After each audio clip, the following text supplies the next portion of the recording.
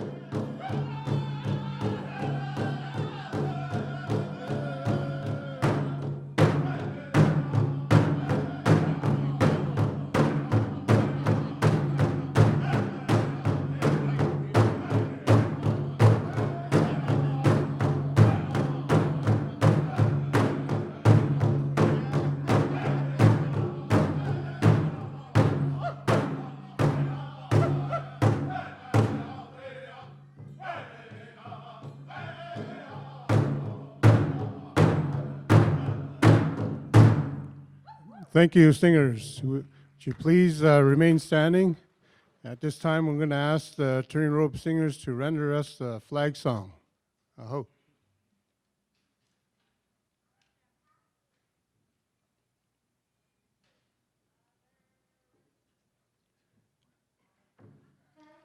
So in respect and honor of the flags that we have here, the flags of the Treaty 7 Nations.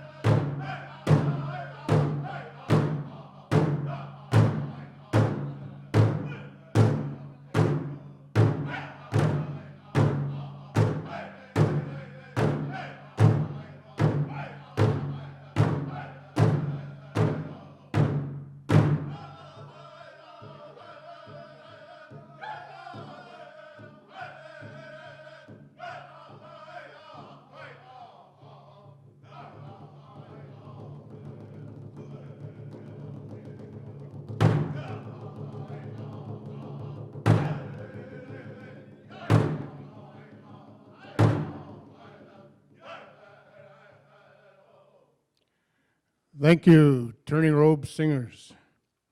At this time, I'd like to turn it over to our MC, Akbar Ali, who will be introducing the elder and also doing welcoming remarks.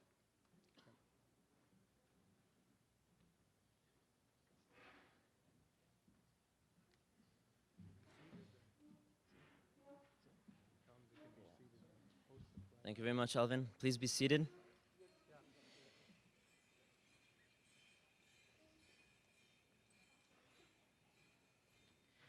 Ladies and gentlemen, welcome to this afternoon's event, Building Bridges, Sharing Knowledge. Treaty 7 First Nations and the Ahmadiyya Muslim Jama'at are hosting this friendship conference to inspire change, to build relationships, and to foster a greater future for all races and nations living on Treaty 7 lands. We all want a better world, a better future for our children and grandchildren and generations to come. To realize this, we must recognize and respect our differences, celebrate our similarities, and honor our diverse cultures, and model such behaviors that may foster a diverse and vibrant society, a peaceful, healthier, and happier future for all races and nations. We need to collaborate closely to establish and strengthen bonds of friendship and mutual respect. Now, good works, they come in many forms. First and foremost is through fulfilling the rights of God's creation by establishing peace, equality, and absolute justice. But peace and justice are inseparable. You cannot have one without the other. Peace can only be established when absolute justice is ensured. Education plays an imperative role in bringing positive change in society, whether it is through creating awareness about the persecution of people or establishing rights and justice. Through education and understanding, bridges of peace, love, and respect are built, and injustice and inequality are eradicated. Now, while we continue to dispel misconceptions about Islam and raise awareness of persecution of Muslims globally, we realize that indigenous people are also facing a very similar struggle for their rights. The Ahmadiyya Muslim Jama'at recognizes an immediate need to educate fellow Canadians about the indigenous people, their culture, and the struggles for their rights. The key to societal and global peace lies in the unity and bringing nations together to work and help one another in a good cause. Keeping the motto of love for all, hatred for none close to our hearts, we extend our hands of friendship to the indigenous people and request them to join hands in working together. We hope and pray that this friendship grows and flourishes and serves to be a great peacemaker to all our people and nations. Now, it is at this point that I would like to introduce Elder Clarence Wolfleg to do the prayers. Clarence Wolfleg is from the Siksika Nation. His traditional name is Mixicam, which translates to Red Crane. In 2013, he finished the last term with the Siksika Nation Chief and Council. He was elected for 10 terms as a member of Siksika Council and served under many Siksika chiefs. He is a member of the Sacred Horn Society and the Brave Dog Society, which are traditional Blackfoot societies. He served as Chief of Police for the Siksika Nation and worked for Corrections Canada. Presently, Clarence is recognized as a Siksika traditional spiritual leader by the nation and is a spiritual advisor here at the Mount Royal University. On November 5th, Clarence was honored by the university with an honorary Bachelor of Arts in Sociology. So please, Clarence Wolfleg, come on up.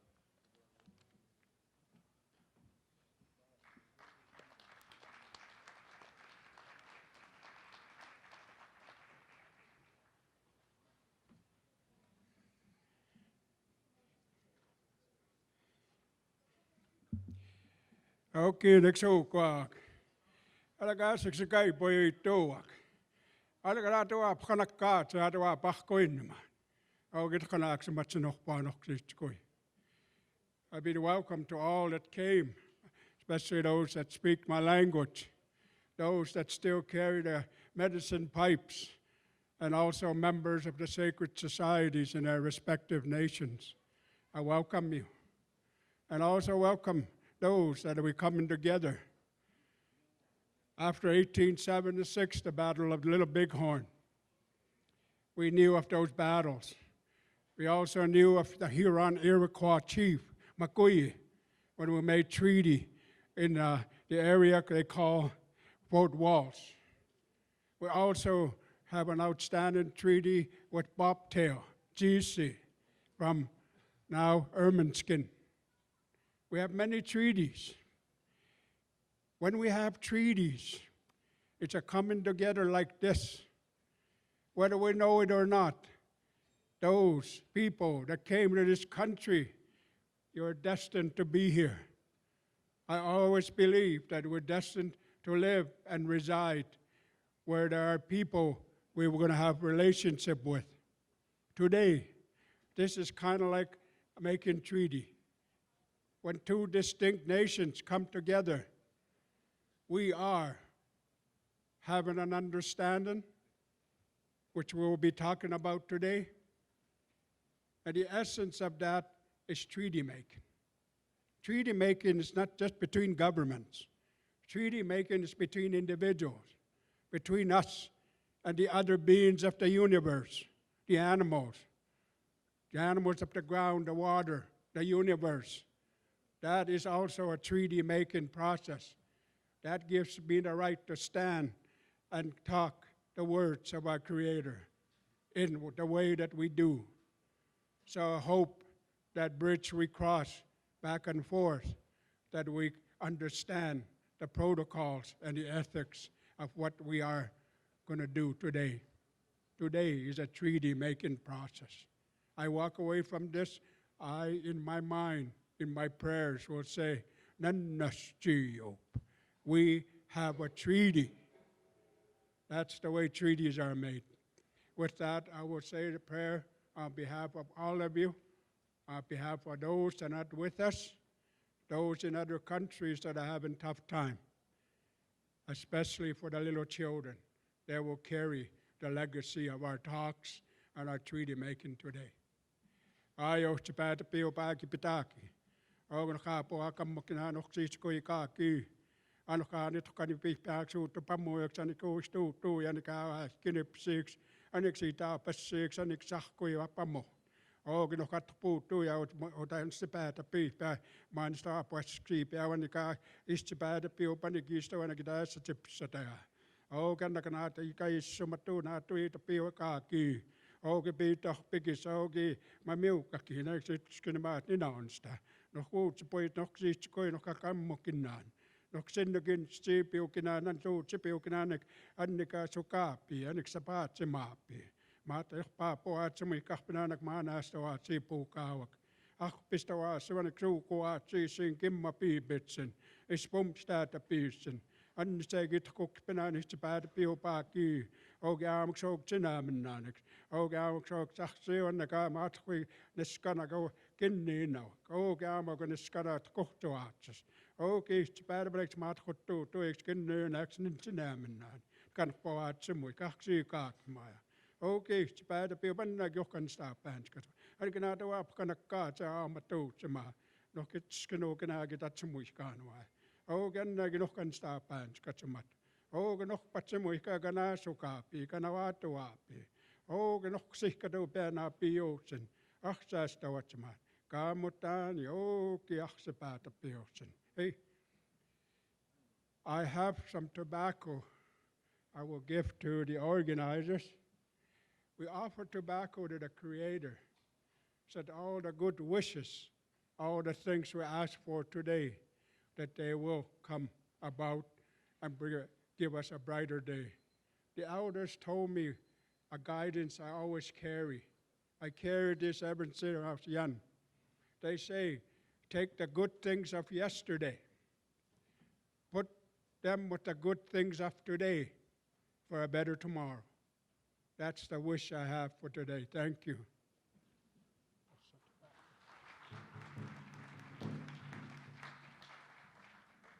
Thank you very much, Clarence.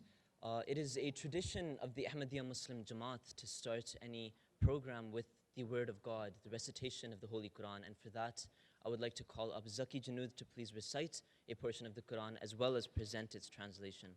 Zaki.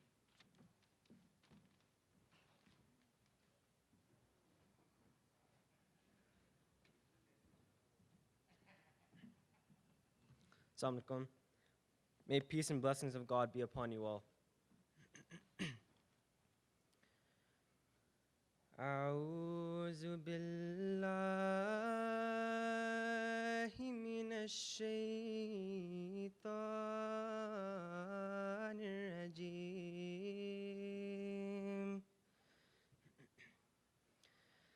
بسم الله الرحمن الرحيم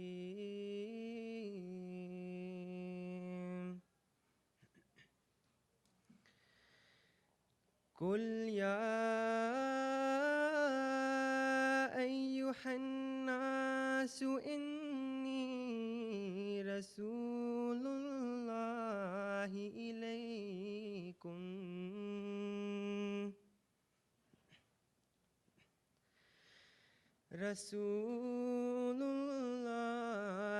إليكم جميعا الذي له ملك السماوات والأرض لا إله إلا هو يحيي ويميت فآمنوا بالله ورسوله النبي الأمي الذي يؤمن بالله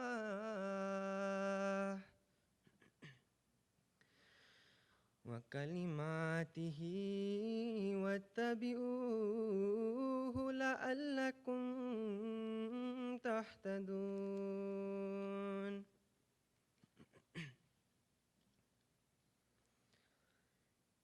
يا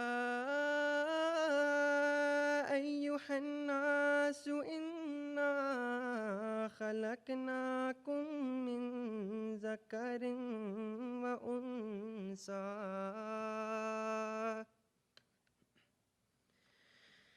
وجعلناكم شعوبا وقبائل لتعارفوا إن أكرمكم عند الله أتقاكم إن الله عليم خبير.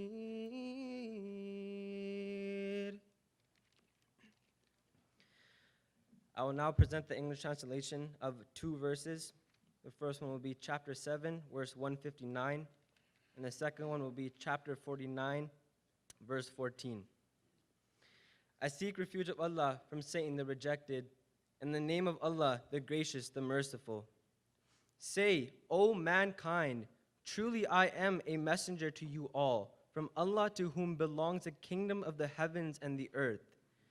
There is no God but He. He gives life and He causes death. So believe in Allah and His messenger, the Ummi prophet who believes in Allah and His words, and follow him that you may be rightly guided. O mankind, we have created you from a male and a female, and we have made you tribes and subtribes that you may know one another. Verily, the most honorable among you in the sight of Allah is he who is the most righteous among you. Surely Allah is all-knowing, all-aware.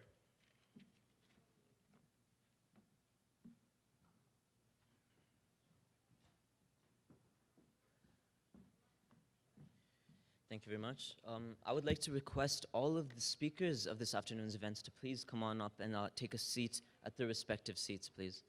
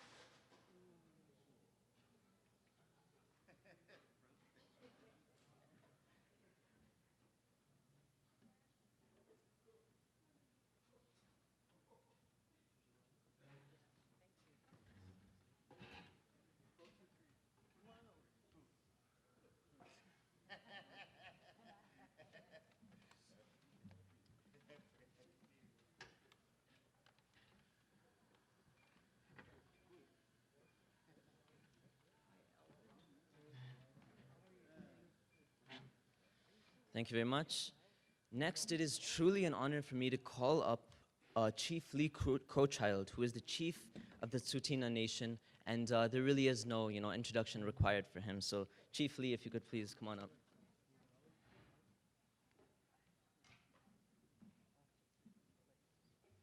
Tata nastara. Aiho ta niskakulaka. Suze hakeje chatinete kazayata. Greetings to all of you. Not sure whose water that is, but there you go. It's truly an honor for me to stand in front of all of you here. I can't see any of you because I don't have my glasses on. Just because it doesn't fit with this, that's all, simple. I looked at the title of this, Building Bridges, and I've had to think a lot about this. I come from a week of very hard meetings in Ottawa at a national level. We talked about a lot of things. Education, health, missing and murdered Indigenous women. Those are all things that are close to the heart for all of us that are from this land. A few years ago, I was approached by Ahmadiyya Muslims to have a conversation. Well, that conversation has led to today, which is only the next step. And this is where we are. We're trying to build bridges. And I have to thank my Muslim brothers, sisters, for trying to get it right this time through. We still got a long ways to go, but we're trying to get it right.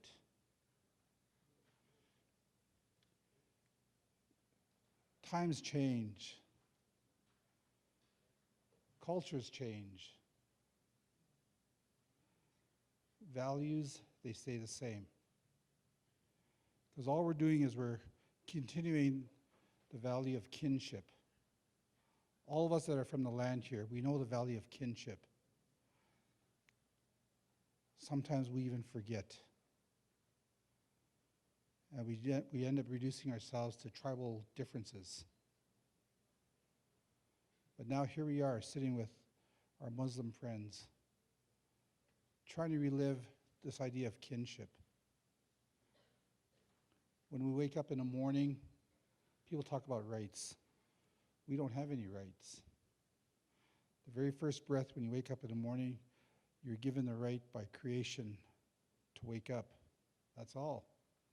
Your second breath is about identifying who you are. Your third breath is about your kinship.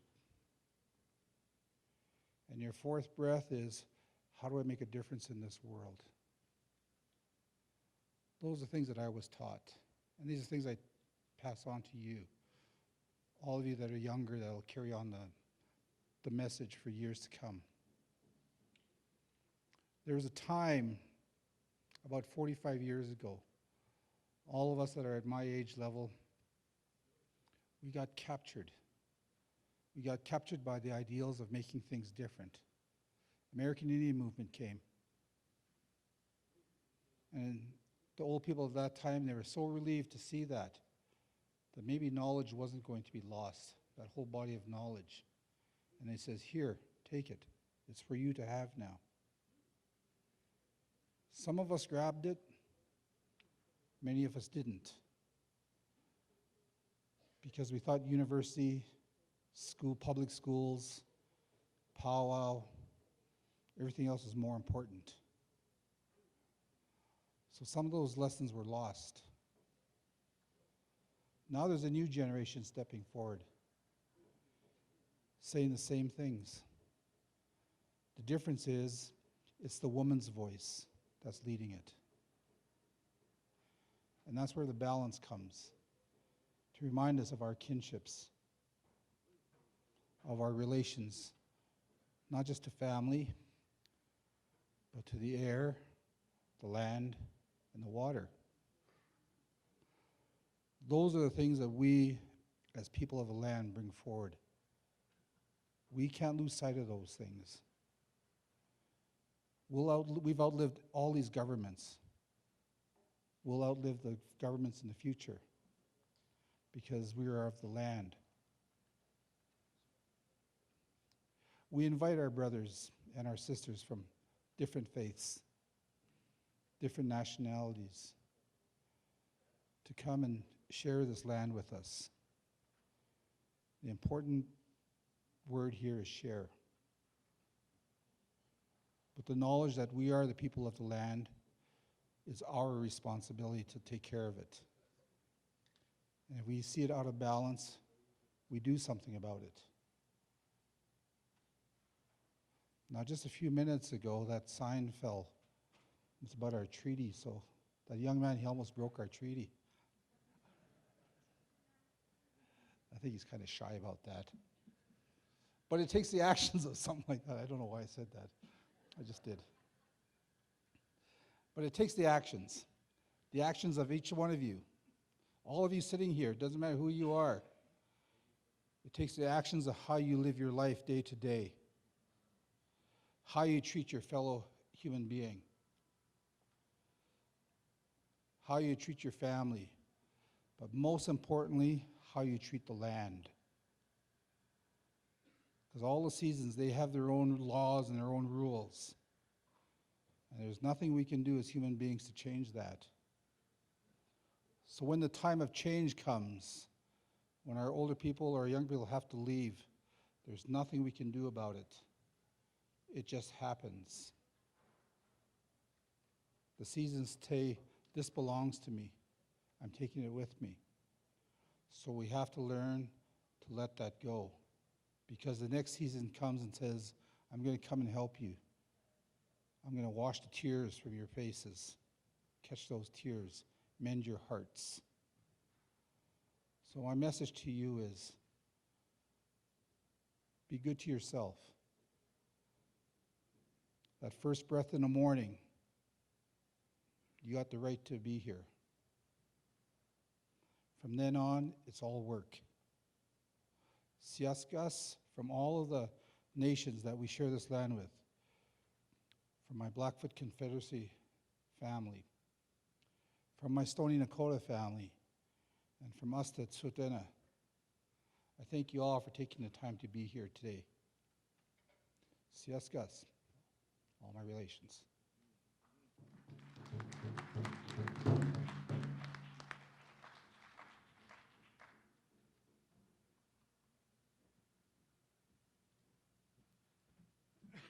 Thank you very much, Chief. I would now like to ask the moderator to come on up. His name is Alvin Manitopias. He is an enrolled member of the Musqueam First Nation, Saskatchewan, Canada. Alvin's experience and knowledge in traditional healing practices has been utilized by many organizations, in particular for staff who wants to understand Indigenous cultures. He has presented workshops, lectures for numerous environmental and wellness conferences for both mainstream and Native American audiences throughout North America and abroad. Alvin has considerable experience in advancing the social and economic development of First Nations through designing innovative capacity-building initiatives for several national and community-based organizations. So Alvin, please come on up, and I now pass over the stage to you. Thank you. First of all, I'd like to say that my background is Pasquani'ihio, also that's Plains Cree, and also I'm part Anishinaabe, or Soto. I'm also a part Nakota, and I'm from the Treaty 4 territory in Saskatchewan. And next year, 2018, it'll be 50 years since my family moved here from Saskatchewan.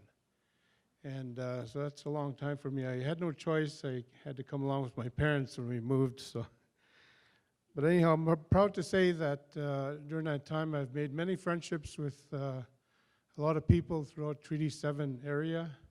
I've been adopted by families from each of the bands in Treaty 7. And I got to feel very honored to be part of the culture and also attending the ceremonies in Treaty 7 area. And today I brought along, I'm a collector, and I brought along a a document of a Treaty 7 document that's on display there. It's over 100 years old. And there's also some pictures I've bought. Some of them are signatories to Treaty Number 7, and pictures of our leaders from the Stoney and Tastuna and the Treaty 7 Blackfoot Confederacy. So at this time, I'm very honored to be here today to be your moderator. I would like to introduce our first speaker. We are very fortunate to have a very respected elder here from the Piikani First Nations.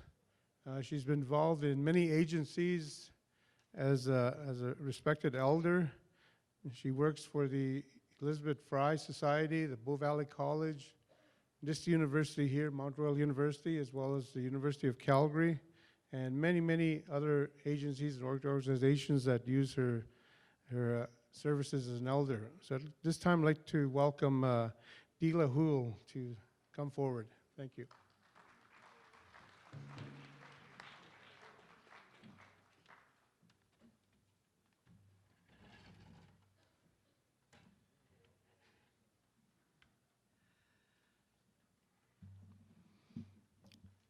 Okay, Niksokwa.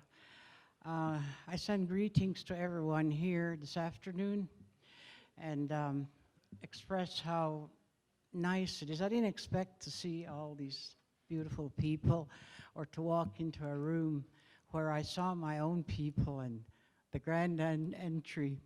It always gets me really emotional when I see that, because I grew up, when I was born like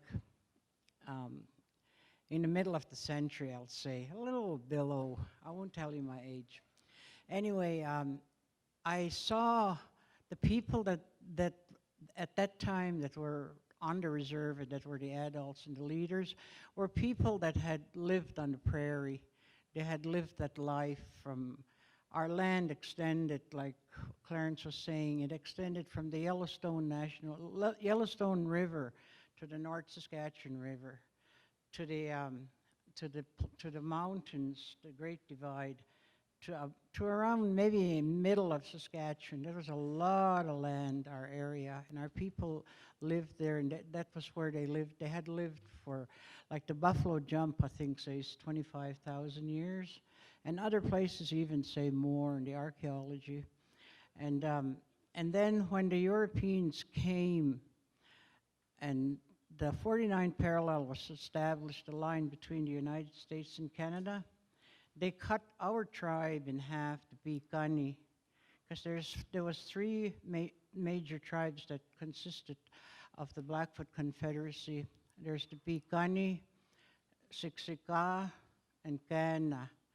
And when the 49 parallel came, I think it was 1849, they cut the Piikani, and there was just a few of them on the northern side. And on the southern Montana, today they tell us that there's like 50,000 Piikani on that side of the border. So, and we're up to 3,000 now. We went through a lot of terrific crisis in our time. Tuberculosis was one, alcoholism, and right now it's addictions, and prior to that was a lot of tuberculosis. I know families that were completely wiped out.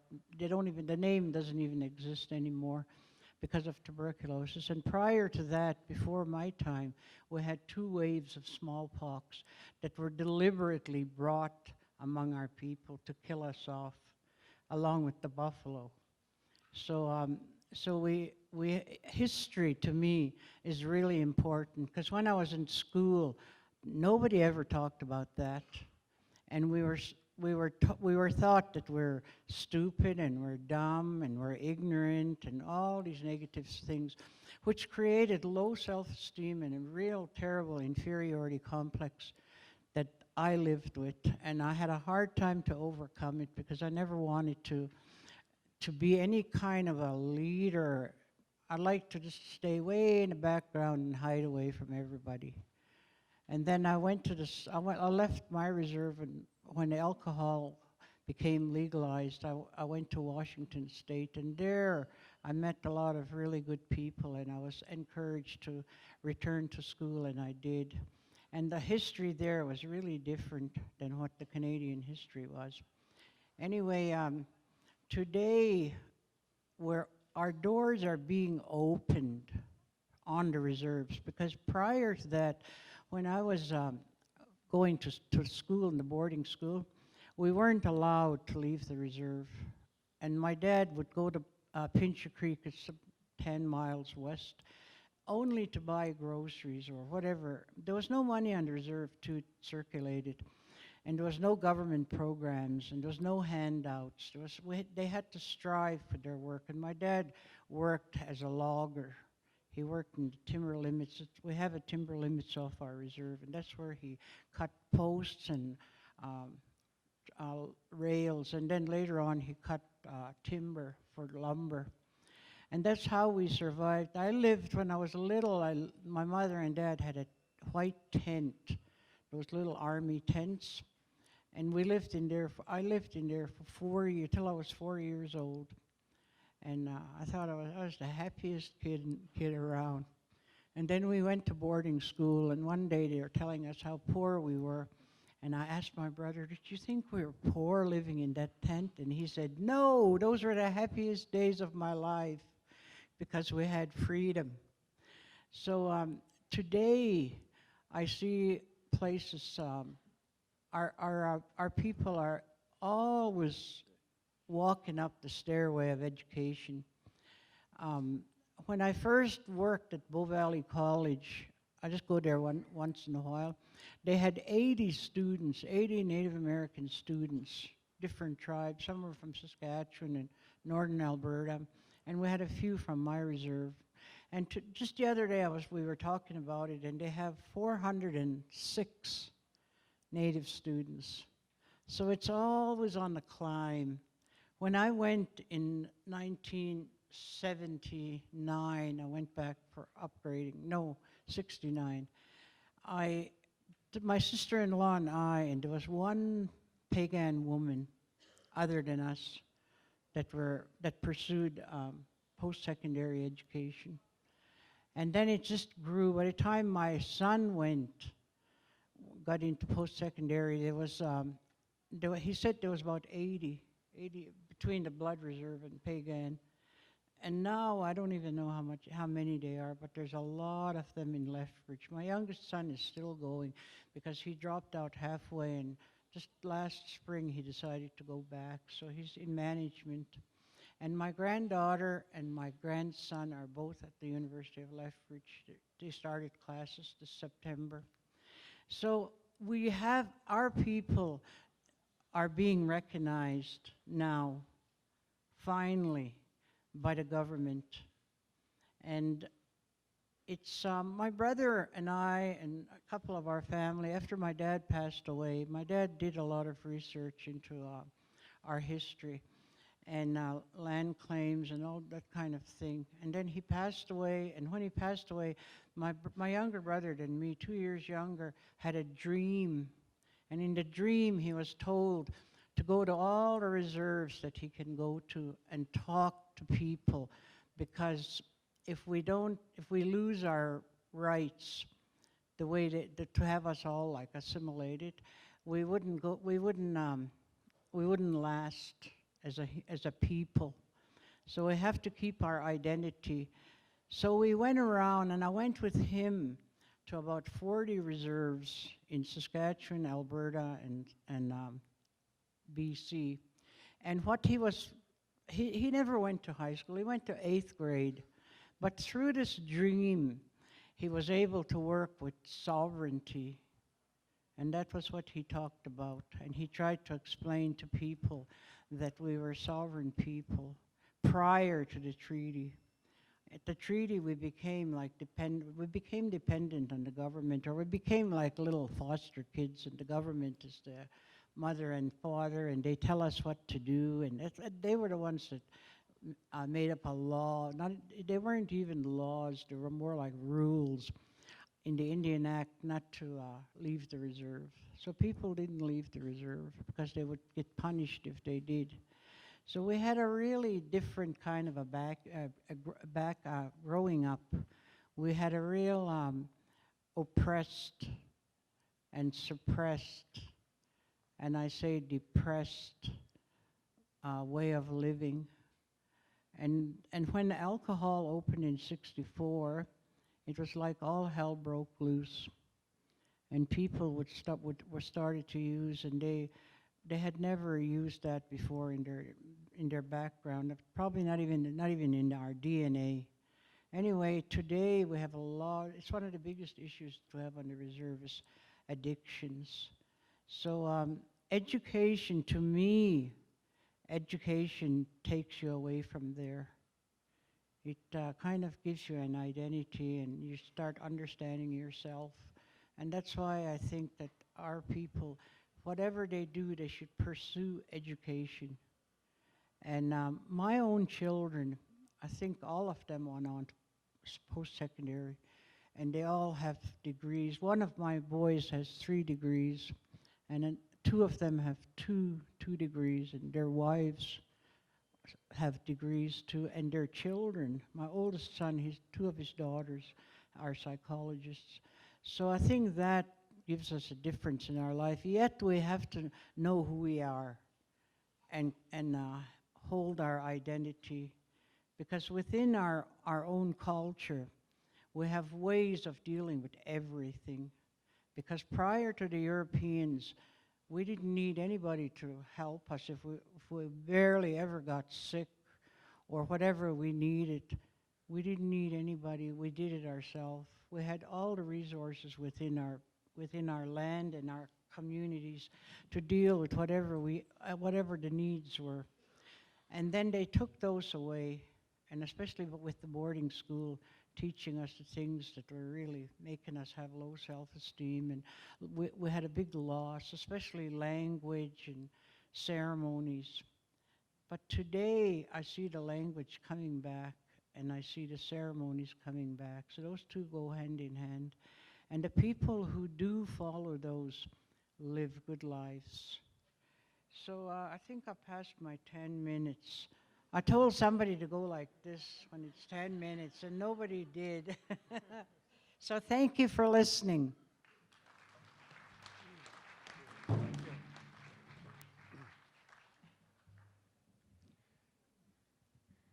Yeah, we don't usually give our elders time limit when they speak to us. We just let them speak freely as much as they want. So thank you, Dala. Our next speaker comes from Siksika Nation. So I'd like to introduce Francis Wolfleg. Francis was born and raised on Siksika Nation in southern Alberta. He attended the Old Sun Residential School in the 1950s and graduated from the Crescent Heights High School in Calgary. His background and extensive training has been in the area of addictions prevention since the 1970s. Francis was the original founder of the Siksika Alcohol Services, 1974, which is now known as the Siksika Healing Center, and serving as its director in the late 1980s.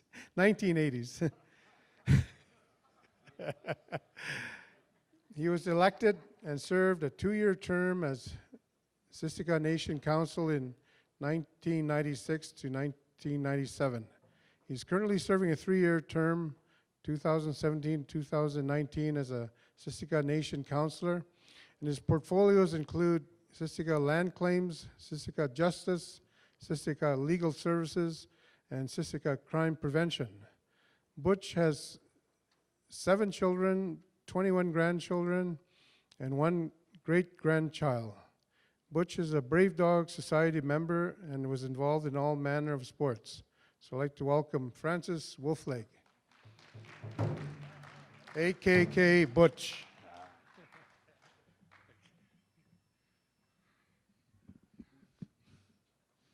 All rise. No, just kidding, just kidding.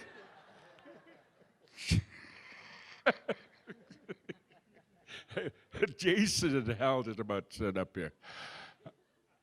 Okay, good morning. Oh, it's afternoon now. I want to thank the drummers my brother for a great prayer there.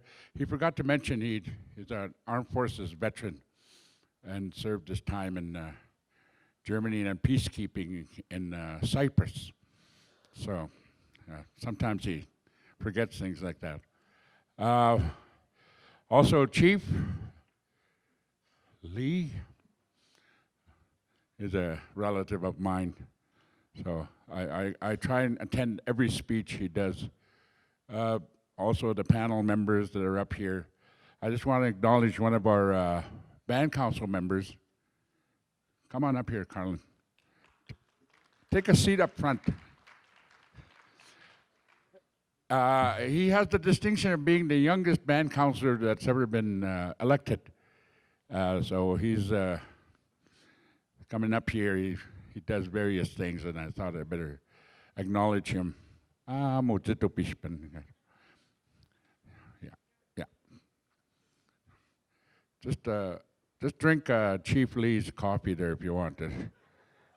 Somebody made a mistake buying him coffee. He likes tea. Okay, so, and I welcome everybody that's here. The building bridges, sharing knowledge. You've just gotten a word from our mother here, grandmother. In our culture, the women are revered and they are cherished. That's why all of us men end up doing all the work, because we don't want to put them in the line of fire, so to speak. But we value their judgment, their wisdom, because they do things that us men can't do. I wouldn't even want to try one of them, okay? That's why they're revered. And I'm glad we started off with Miss Hool here. Is that your real name? Okay. Okay. I won't mention it. She was getting herself worked up here regarding that last name. So, I just wanted to mention that. Also, for us, I'm really very appreciative and feel honored that you invited us to this gathering through the organization here. And things would have been a lot different if all these different denominations that came over as immigrants did the same thing. And you guys are the first that's ever acknowledged us this way. Other denominations, they pay us little attention every now and then, display us, and in the spirit of reconciliation. But for us, for me, I'm kind of like when I was running these different agencies back home, I always trusted my accountant at the end of each month to do what's called bank reconciliation, which means everything balances out. And to me, that's what this reconciliation is all about. We need to balance things out. And the government and different institutions are moving towards that, balancing, because we have been sort of at the bottom of this imbalance. And we need to pick that up. But we have our job to do here. Here in the city of Calgary, building bridges. Ironically, the Zoo Bridge will be open tomorrow. My old school, Crescent Heights High School, hosted the first ever powwow sponsored by the Calgary Board of Education. I didn't want to go back there. I had too many memories of girlfriends over there, so I didn't go back over there. It wasn't pretty. I was drinking a lot that time. And also, nothing's impossible. Marlborough Mall had a powwow. So anything's possible after that. If we have kind of an interesting history about Marlborough Mall, so you'll figure that out later. So, reconciliation, building bridges, sharing knowledge. For myself, in my travels, I have shared the knowledge and have learned. I'll confess, I don't know anything about the Quran and the followers, which is good, because I'm teachable now. I'm okay to be taught things. For us, we have tried to teach people, but they weren't very open to what we were saying, because everything was kind of counter to what they believed in. Such as for us, the women, being a matriarchal society, and we still have that. I still have aunts to answer to. I may be on chief and council, but when my aunts get mad at me, I know it. And they advise me. In the spirit of learning, you're going to encounter interesting, different kinds of knowledge. And I urge you to learn as much as you can from all different angles,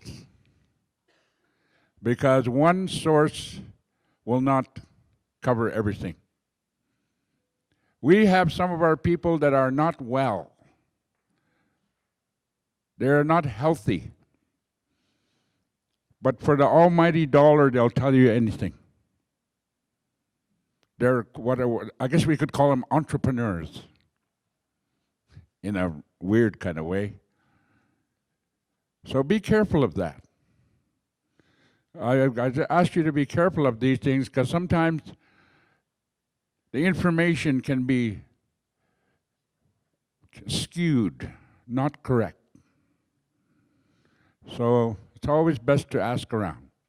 We're always taught that from growing up, and then in these societies, that we need to ask people. My own father told me, I can give you a little, but you need to learn from a lot of people. And he was a well-respected spiritual leader within our nation. He was also a World War II veteran and fought in action in North Africa, Sicily, and Italy during the Second World War. Came back and raised a family. So, for me, how many minutes do I have? 1 minute, okay. I told Jason to keep track of it. Got all my little brothers over here sitting right there. 2 minutes, huh? Okay. So, we have in regards to the gathering here, hosted by the, I don't know what to call you, religion or group? Okay. All right. Okay, that. What he said. Okay. I said I don't know too much about you, other than what I see on media and so forth, but I know I don't go with that. I have a niece who follows the Quran, and so she's always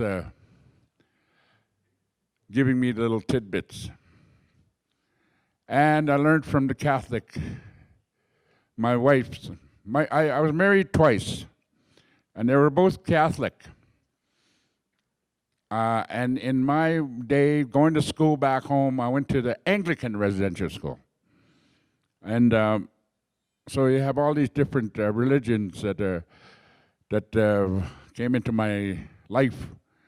Mormons, Baha'i. But there's an old man that I always referred to. His name was it was an elder from back home, Ben Caffro. There's a bridge named after him here in Calgary, Caffro Bridge. There's a school in Edmonton named after him. Because he always had one thing to say to people in regards to their beliefs, their faith. He always said, there's all kinds of different trails up the mountain, but the view from the top is still the same.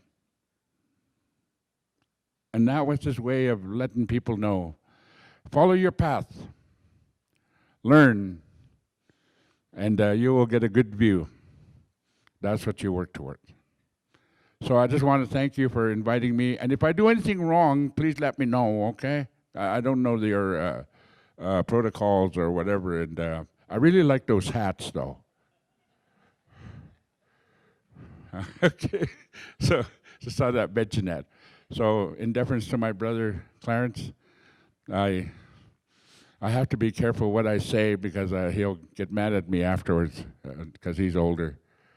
So thank you, Carlin, for showing up on behalf of Sagat Nation, the panel members, and I just give you some wise words to go with.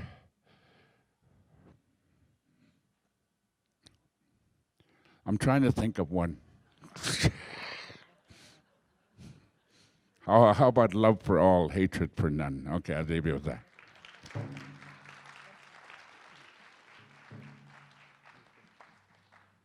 Thank you, Butch. Okay, at this time, we're going to get the drum going again, and we're going to provide some cultural entertainment. So I'd like to call upon Seth Dodging Horse from the Tsuut'ina First Nations. He's going to be performing the Prairie Chicken Dance. Okay, singers. Ho.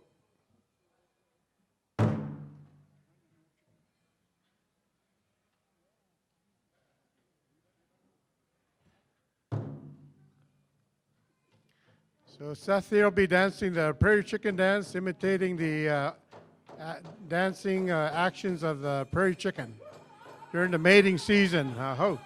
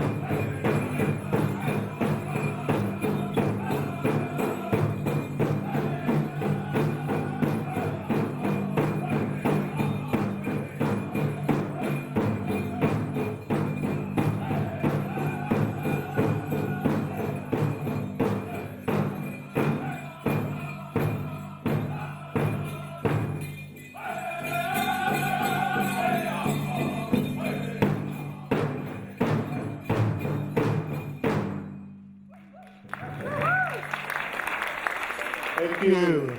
Seth Dodging Horse from the Tsuut'ina Nation. I'd like to announce that our representative from representing the Stoney Nakoda First Nations, Thomas Snow, he sends his regrets. He couldn't be here today. But we have a person, Steve Kootenay Jobin. Could you please come forward, please?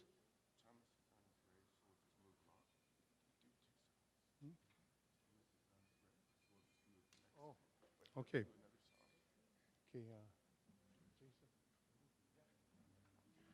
Okay. Okay, we just got word that Thomas Snow is on his way here, so we'll just continue on with our next speaker.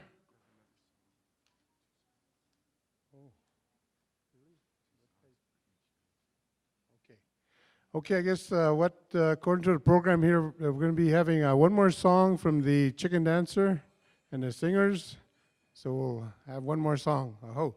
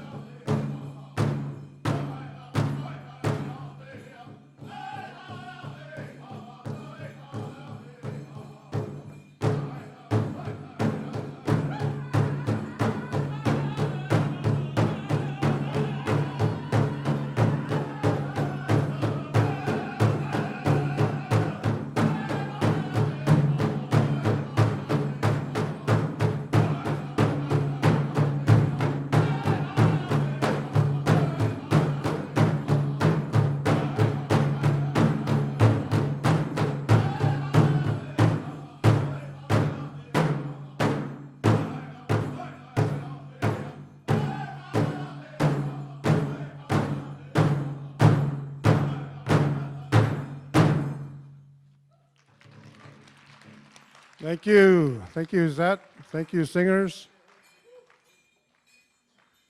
Okay, at this time, I'd like to introduce our next speaker, Jason Goodstriker, representing the Kainai First Nations.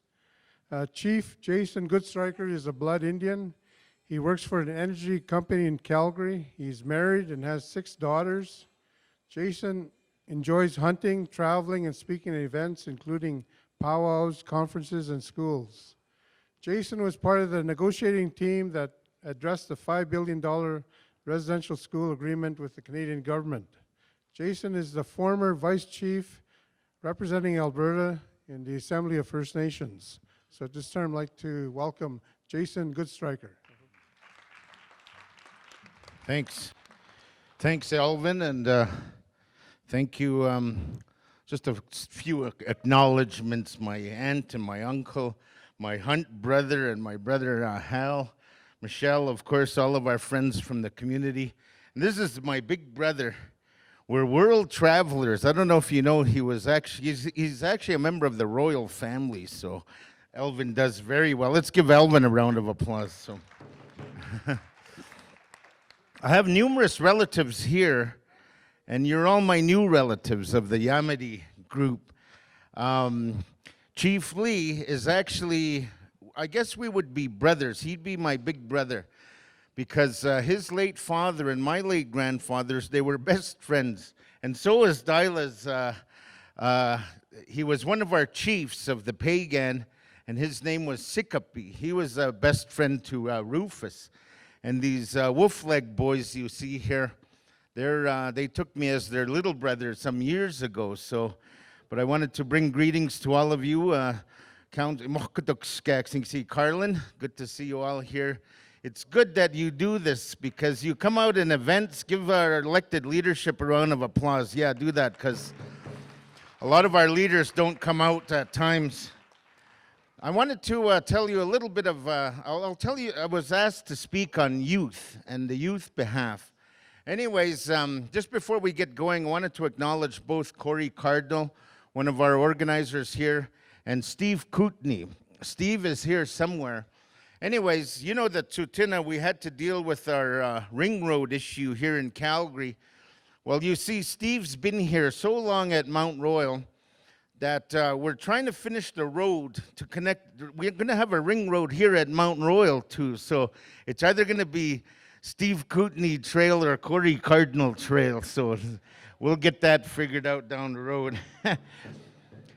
Anyways, amongst the Muslim community, you know very well as well, your neighbors are the Hindus. Wolfleg mentioned the spirit of reconciliation. Now, I'm very close to the Hindu community as well, so much so that I've been to India and I stayed there for a month. And anyways, I was always very fascinated by Gandhi, Bapu. And I actually been to his house that he was living at by the time he was assassinated. Anyways, there was a white woman that lived in England, and she thought so much in the terms of, she was very worldly, and she really, really believed in what Gandhi was talking about in the spirit of reconciliation and moving forward and leadership. So much so that she committed herself to Gandhi, and she said, I'm going to serve you for the rest of my life or until you're gone. And so he adopted her as one of his daughters, and he said, but you're not going to have that name, Madeline Stone. You're going to have a new name. And he gave her a name, Mirabel. Mirabel was Mirabin, one of the people that gave their life of service to Ganeshu. And anyways, I thought so much of Gandhi for what he had done, and that lady, she even went to jail with him. Anyways, my last born, my youngest daughter, I gave her that name, Mirabel. That's my daughter's name in English, but she has another name. She has a Blackfoot name.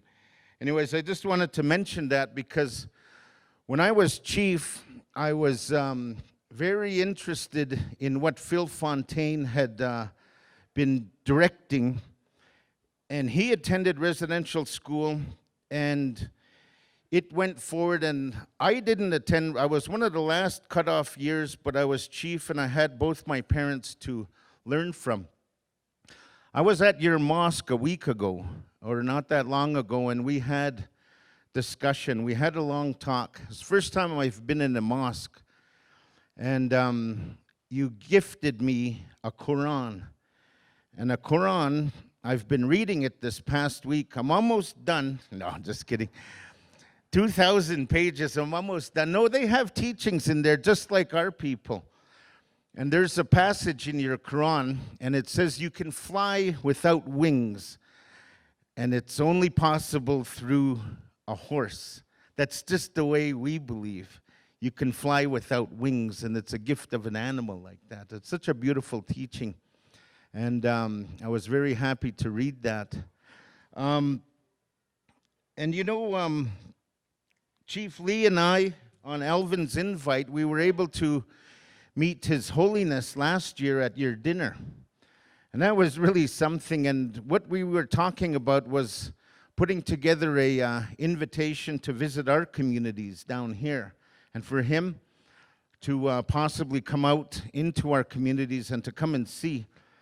And I was joking around with you at the mosque. I said, we're not just going to take him to the casino. We're going to take him to our sacred sites. So anyways, we've been left to deal with financial stuff and economic development, and we're doing our best. But we have sacred sites within our communities. I was asked to speak on youth, and I just wanted to mention a couple things as we move on here. You heard in the Canadian press that our people, the Indigenous people, Métis, non-status, status Indians, registered, whatever. In Canada, there's all the different kinds of people that are there. White people, Asian, your people, New Canadians, and all of the like. But Statistics Canada came out with a report. Our people, the Indigenous people, were the only people in Canada that are on the growth. So we're good at making babies. Anyways, yeah, it's working. So anyways, that comes from cold winters, hey? Anyways, that's a fact. And we're going to be making differences in elections. We're going to be making differences in all kinds of budgetary items as it comes to both the city, the province, and the federal government. We're going to be making impacts on such a large level because our people are going to be the majority in not that long from now. And so it's good that we do these exercises on reaching out. So that's something from the youth to look forward to.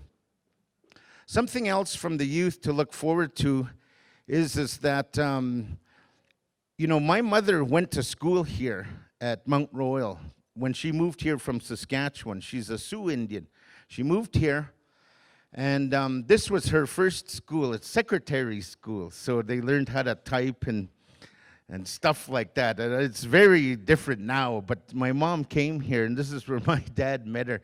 My dad was the first Indian city police officer here in Calgary, and he let all our people off, jokes. Anyways, so they met, so I'm actually kind of born Calgarian, but we do have a ranch down at home. I have a ranch. We have two homes here in Calgary and down at home along the U.S. border.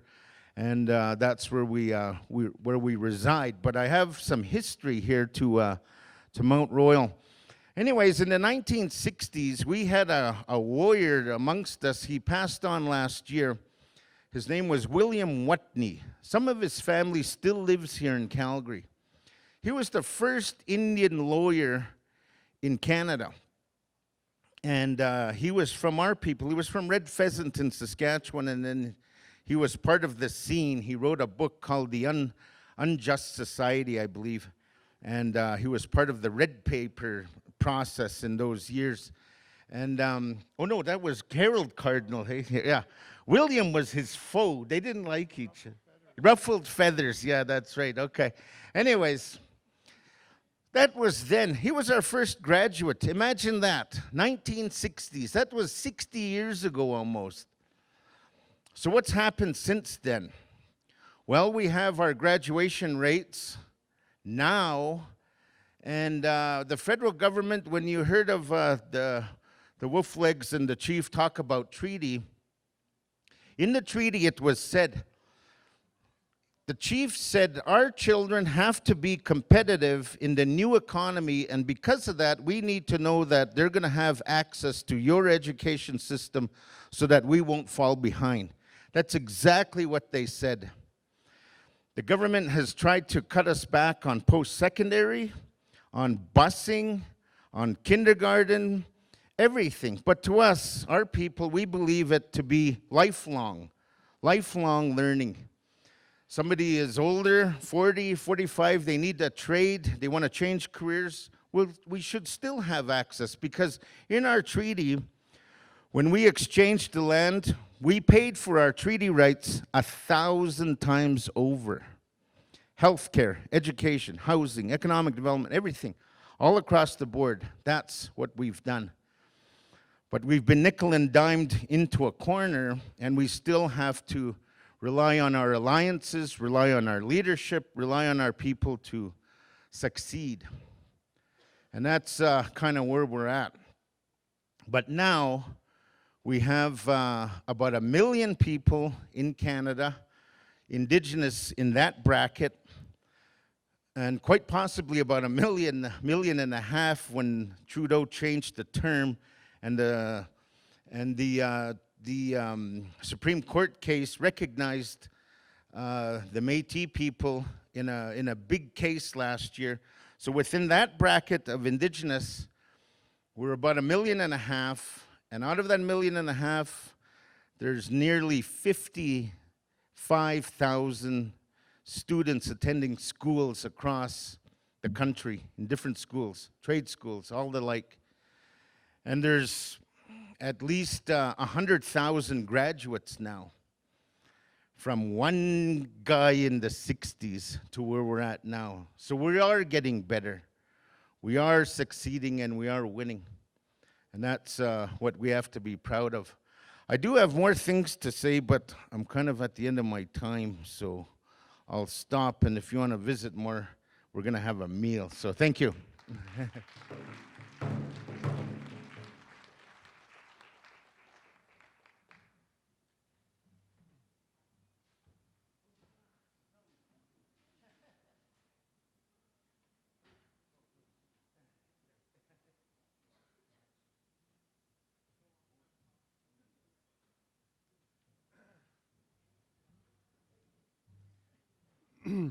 Thank you, Jason. Okay, at this time, I'd like to introduce our next speaker. This individual here, he needs no introduction because I don't have a bio to read it. No, I'd like to introduce Thomas Snow. He's representing the Stoney Nakoda First Nations. So please welcome Thomas Snow.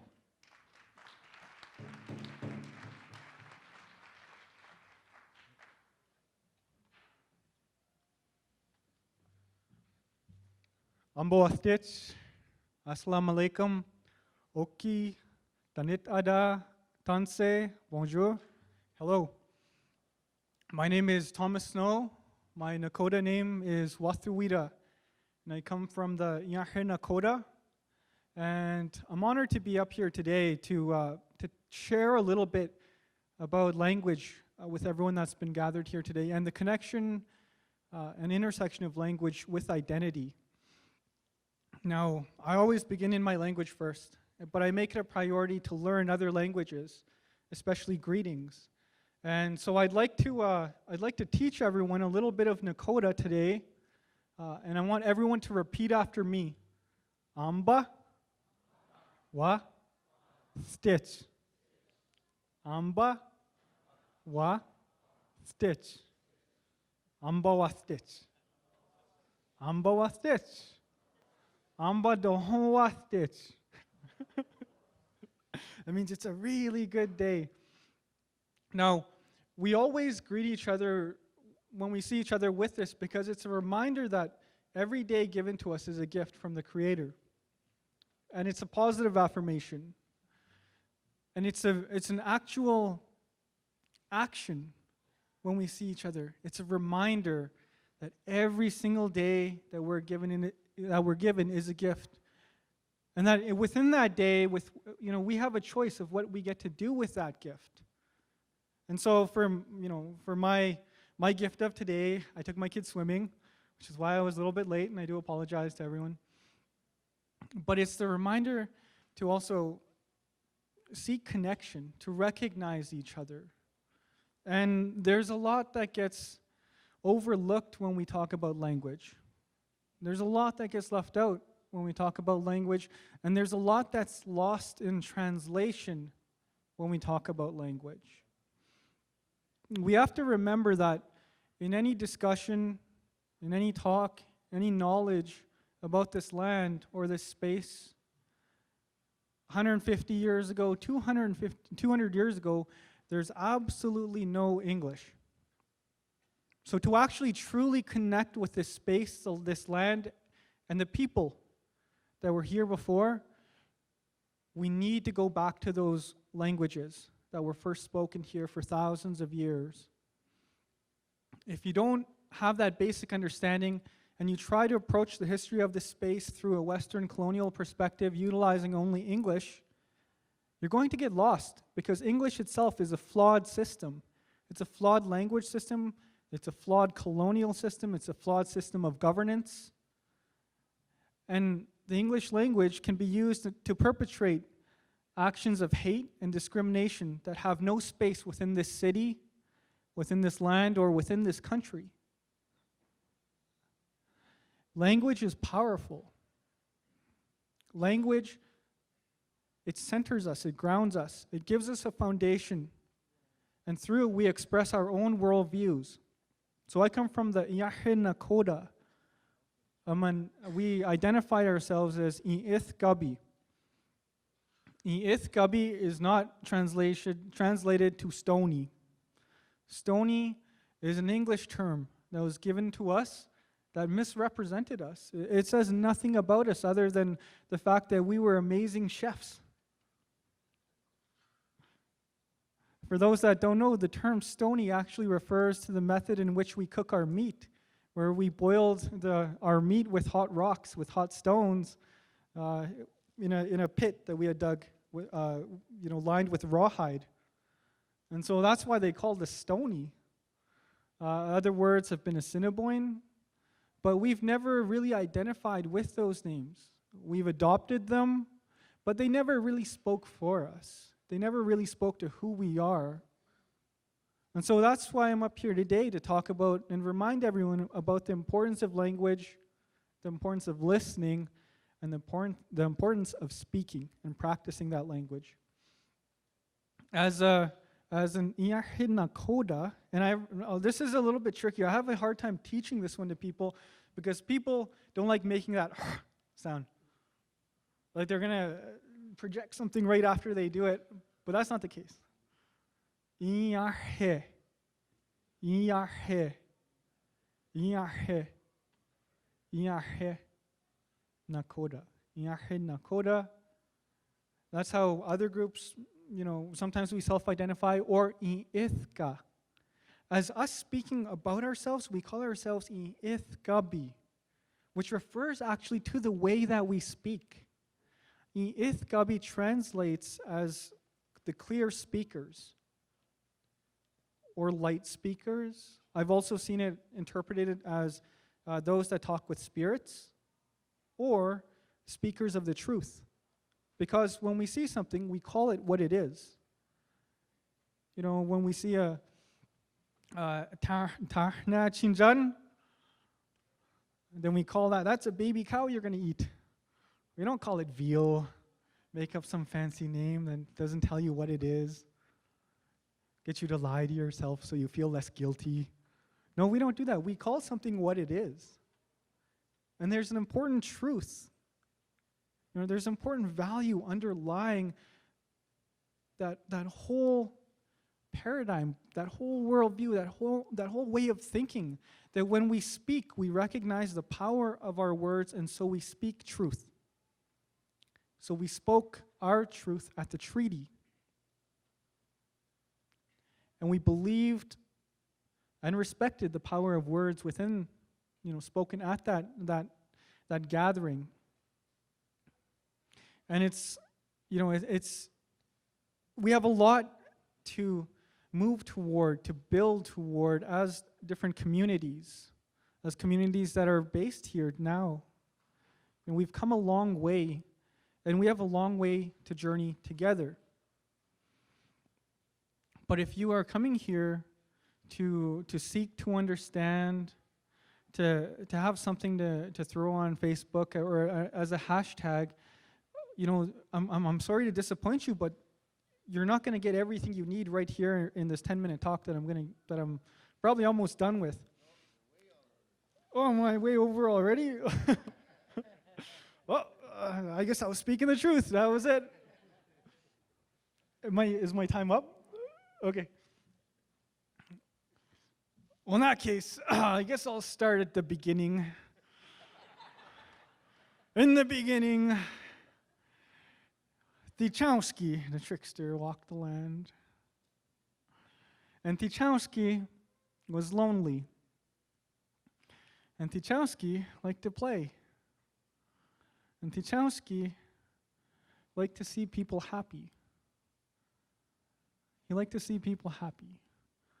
And when you go back through our oral histories, when you go back far enough, you reach a space where we can begin to speak with our relatives, the birds, our relatives, the plants, our relatives, the animals, the water, the mountains. And it's unfortunate that we have such a hard time understanding each other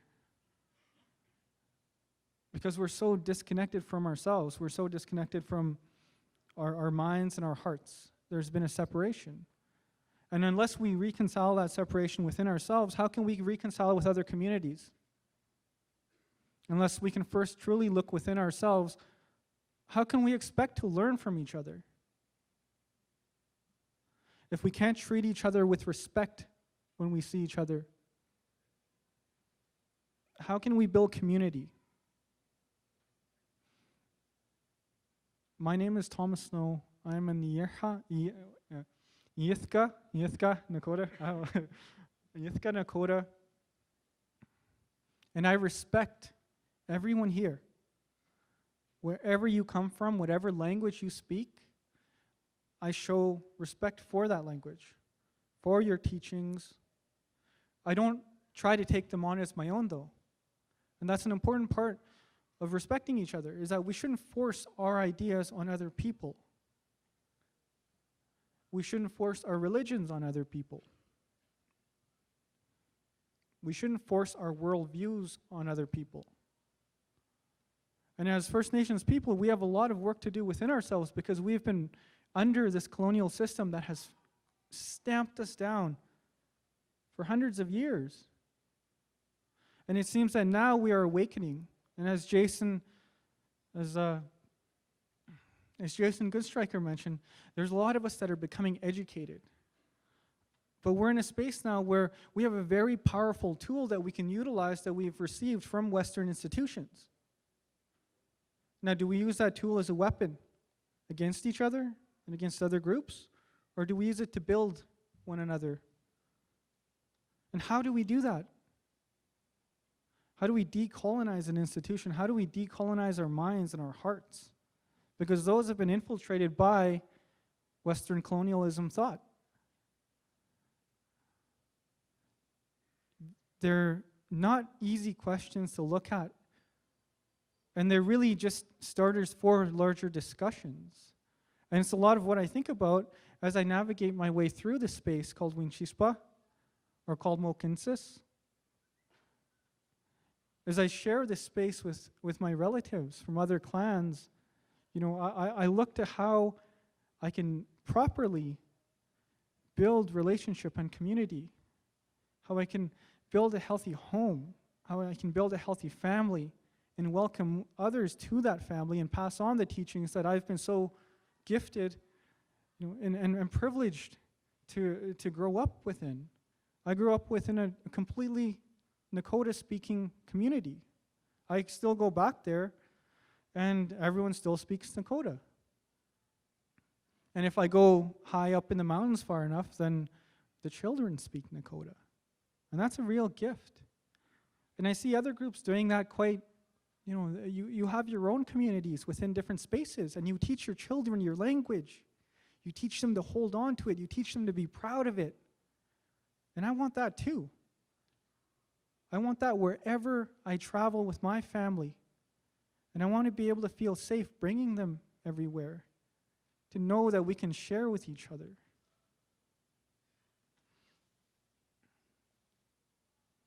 So with that, isnis pinamabis na gaha nin yama kyabine nin barbi nin ne dacha na pejabitine ne dacha na pejabine ingichi dabine ne daha githnimitsa uchia ipchechach ne daha oyadegi chabicha uchiechach hetsinje mishna gahan je opewach. I want to thank you all for allowing me to share my thoughts, my perspective, my language, and a little bit of who I am.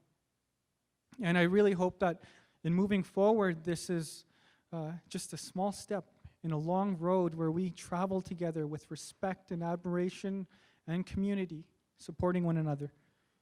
Thank you.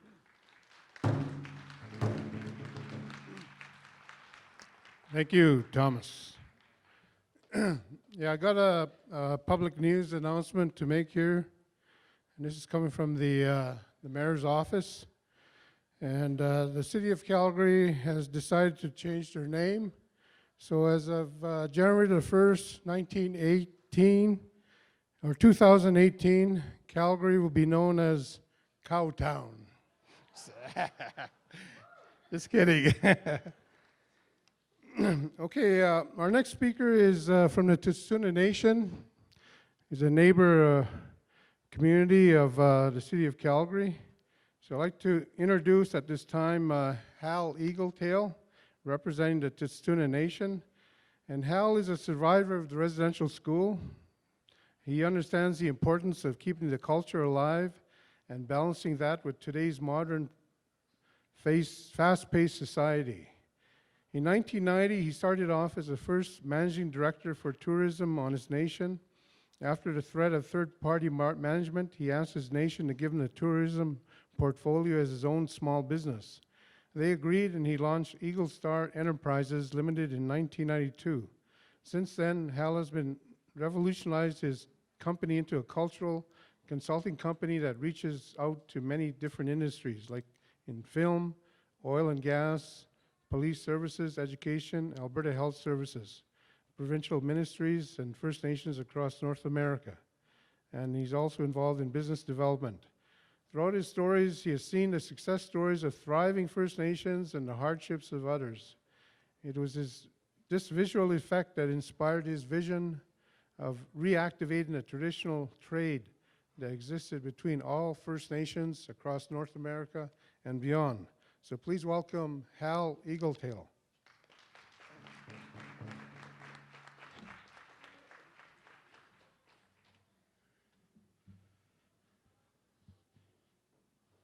Assalamu alaikum, Danit Ata. It's a great honor to be amongst all of you here. Thank you, Alvin, and all of the panel, and Corey and Clarence for that beautiful blessing invocation. If this is the very first time you ever experienced a traditional Native blessing, you now have the rights to kiss a Native.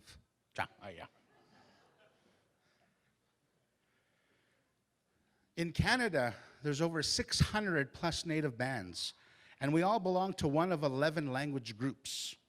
My language group is known as Dene, Athabascan. We stretch from Alaska down to Mexico. And 3,000 years ago, we had this great separation that occurred crossing a frozen body of water. As half were across the ice and the other half were just getting onto the ice, a young child seen a horn sticking out of the ice and cried for it. So the grandmother took out her stone axe and started chipping at this horn, but not realizing our story, that horn was attached to a monster's head sleeping under the ice. And we call this monster Tusklana. And as this grandmother's chipping this horn, this Tusklana under the ice wakes up and stands up, busting the ice, separating our people.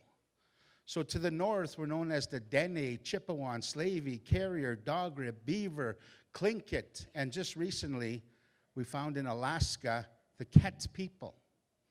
To the south, we're known as the Navajo, the Apache, the Hoopa, and along the BC and Pacific coast, numerous other nations in Washington State and Oregon. And we all have a very similar story of separation.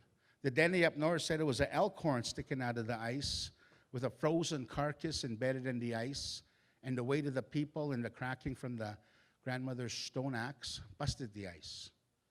To the south, the Navajo, same story, except then it was a buffalo horn. But the moral is the same. And the moral is that in life, the man always walks in front of the woman, except on ice. I'm just kidding. Never spoil the children. That was the moral. Never give the crying child everything they desire. So after this great separation, we came into the Blackfoot Confederacy. And we had to prove ourselves. We had to prove ourselves worthy, which we did. And we became allies with the Blackfoot Confederacy. And they showed us the beautiful teachings of Plains culture. And we signed this great peace treaty, number 7 in 1877. And it was a great peace. It was treaties from 1 to 11, from eastern Canada to the Rocky Mountains, of peace. peace with the native people. It wasn't a land or resource treaty. It was to make peace. Our relatives across the medicine line in the United States, they weren't so lucky. The white father, they called him, the president, he had policy, wipe out the native people, go to war with the Indian native people. But the white mother, we call her the queen, wanted to make peace with our people. And it was a great race between Canada and US. Who can build a transcontinental railway? Whoever can build that first would be a dominating power. If the United States built that transcontinental railway first, we'd be sitting on US of A right now. But it was because of that peace treaty that was established across this great land that enabled that race to be won by Canada. And it was from those treaties that we decided to have peace. Now the white man took the bigger piece and he gave us a small piece. And our translation of treaty was to give up the depth of a plow for the settlers to cultivate the land, to make crop, to survive. And that's always been our people's evolutionary ideology. Respect for all human people, all human race. When the first Europeans came to our lands 500 years ago on the East Coast, they came dressed in rags. They were starving. They came off the boats, these immigrants. And our people lined them up, clothed them, fed them, showed them how to live on this land.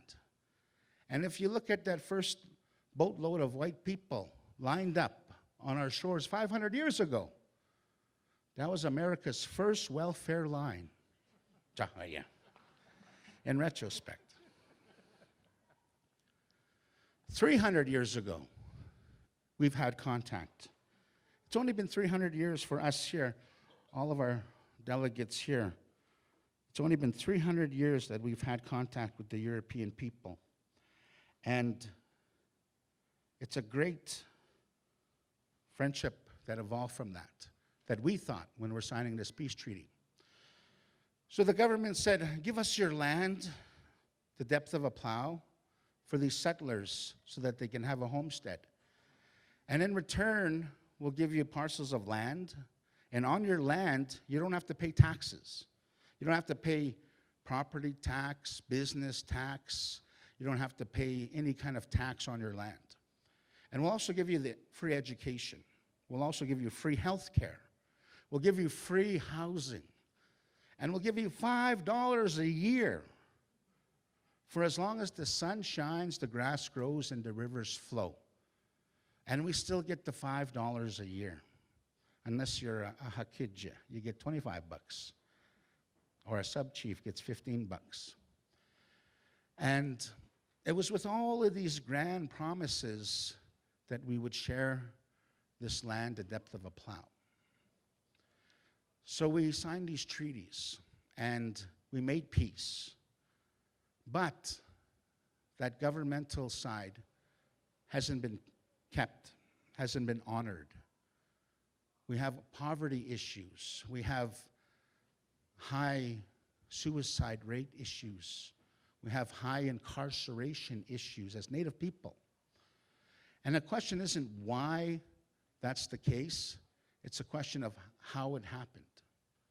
And it happened through policy on how to deal with Native people, to assimilate them into non-Native society. So they took our kids, and I see a bunch of beautiful children here. Mamas, dads, I know you love your children. You hold them, and you cherish them. But imagine someone coming and grabbing them forcefully, taking them away from your home, taking them hundreds of miles from their house, beating them, sexually abusing them, forcing them to learn English, forbidding them from speaking your language. How unjust would you feel? How terrible and experience what that child be going through, traumatized. You wouldn't want that for your children. But that's what we went through. We went through that traumatization. And that sexual abuse, that emotional abuse, and that physical abuse passed on to the next generation. When those children grew up, they passed that sexual, emotional, physical abuse to their children. And when those children grew up, they passed on that sexual, emotional, and physical abuse to their children. That's the residential trauma that happened to our people. And you see a lot of our Native people incarcerated. It's because of that trauma. I pray every morning for those young men and women in the jails. When they get up and that sun hits them, they're incarcerated behind the jail cell walls. I pity them. They don't deserve to be there. Those ones on the streets that go to addictions, that's an imploding mechanism. That's a safekeeping mechanism. Resort to alcohol and drugs to hide my problems. No one loves me. Self-pity is one of our evilest forms of abuse that our people go through today. 1930, Natural Resource Transfer Act. The government needed a legal way to take the wealth of past the depth of a plow. They needed to go illegally past 18 inches. So they had this Natural Resource Transfer Act. And they stole the wealth of Canada from the Native people. They stole the natural resources away from the Native people. They didn't come and consult with us. They didn't say, hey, we're going to take that richness of this land away from you. And that's what we're fighting today. We're fighting to get back our piece of that pie. You look at all the land in Canada, 0.2% is occupied by the First Nation people. 0.2% of all this land that was ours is now occupied by our First Nation people. So this is where we're at to this day and age. We're fighting for these rights. We're fighting for the preservation of an equal share. We want more than $5 a year. Allow us these opportunities so that our people can grow, our people can educate, we can pay for that. Government gives us free education. Like Jason said, they don't fund post-secondary funding. Our free health care, we get all of the generic medicines. We're supposed to get free glasses, but we only get glass budget of $75. $5 from treaty money, it can't even buy you a Happy Meal at McDonald's. So we're not happy.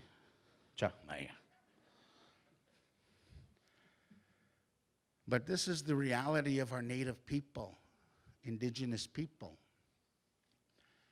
But then Canada is a fine example of how all nations can work together collectively.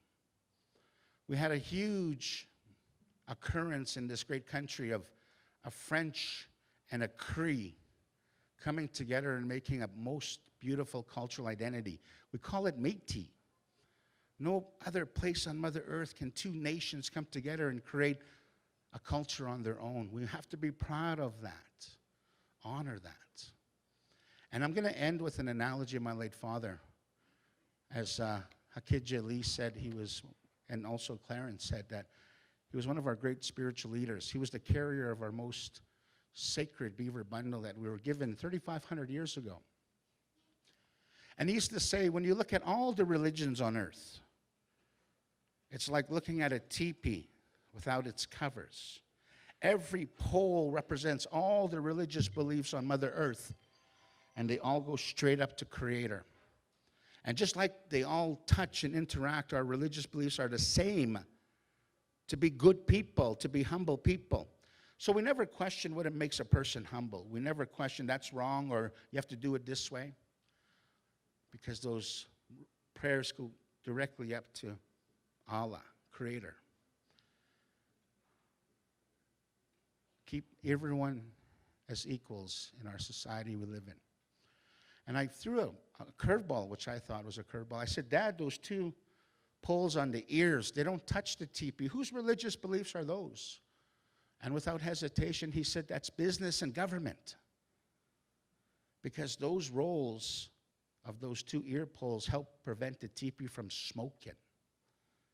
And if business and government's not doing their job and our teepee's smoking and all of our religious and all of our denomination, all of our people are suffering because of that. So we all have that role to play. So thank you for allowing me this little time, and I hope I enlightened you a little bit about our treaties. See you guys.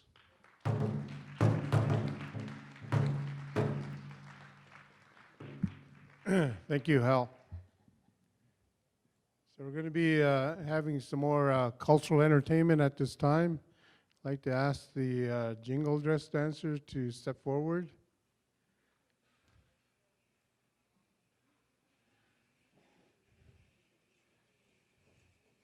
This particular dance, jingle dress dance, it comes to us from the Anishinaabe people of the Great Lakes area, from Ontario and Minnesota. And the woman made these special dresses with the cones from snuff cans. And it's a healing dance, and it makes a very pleasant sound when you listen to the cones. So at this time, we're going to be doing the straight jingle dress dance. I'll ask the singers to give us the appropriate song. Aho, jingle dress dance.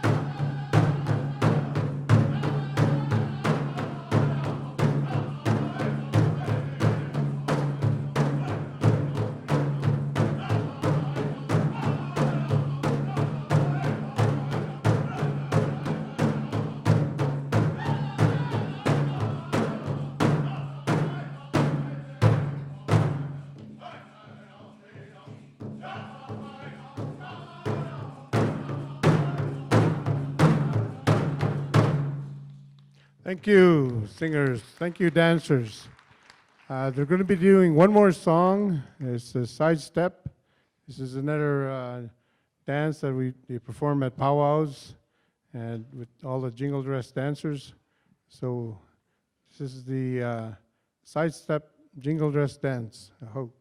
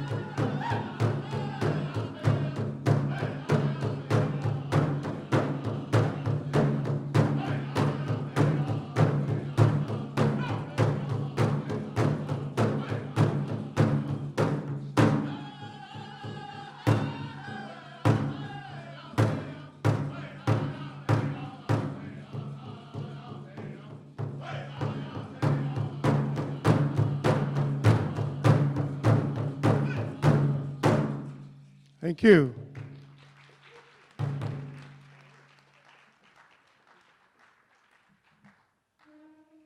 Yeah, I'd like to introduce these two jingle dress dancers at this time.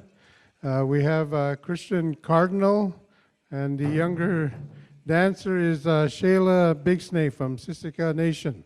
Let's give them a round of applause, the jingle dress dancers.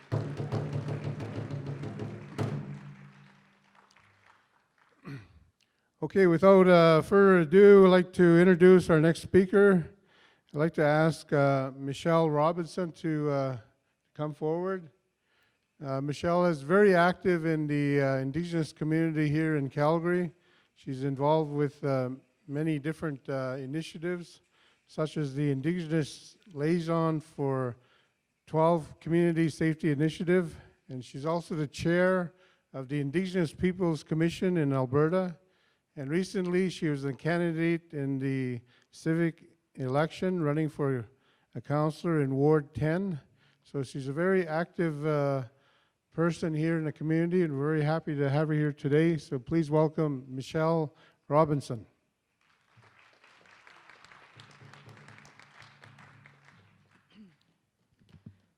Everybody's taller than me. I gotta bring this microphone down. Hello, everybody. My name's Michelle Robinson. My spirit name is Red Thunder Woman. And my elder told me that if I don't tell the truth, then I'll lose my name. So that's when I come to the mic, I try to say what I think I know, and I hope it's right. I'm honored to be up here today with all of the panels, all the panel speakers that are here. I get to learn from so many. Hal has welcomed me into his sweat. I've had so many wonderful teachers here. There's elders that constantly acknowledge who I am and my name, and thank you, Clarence, for that beautiful prayer for opening up, and Carlin from Siksika for being supportive of people like me. My mother is Slavey Dene. My father, he's from Yorkton, Saskatchewan.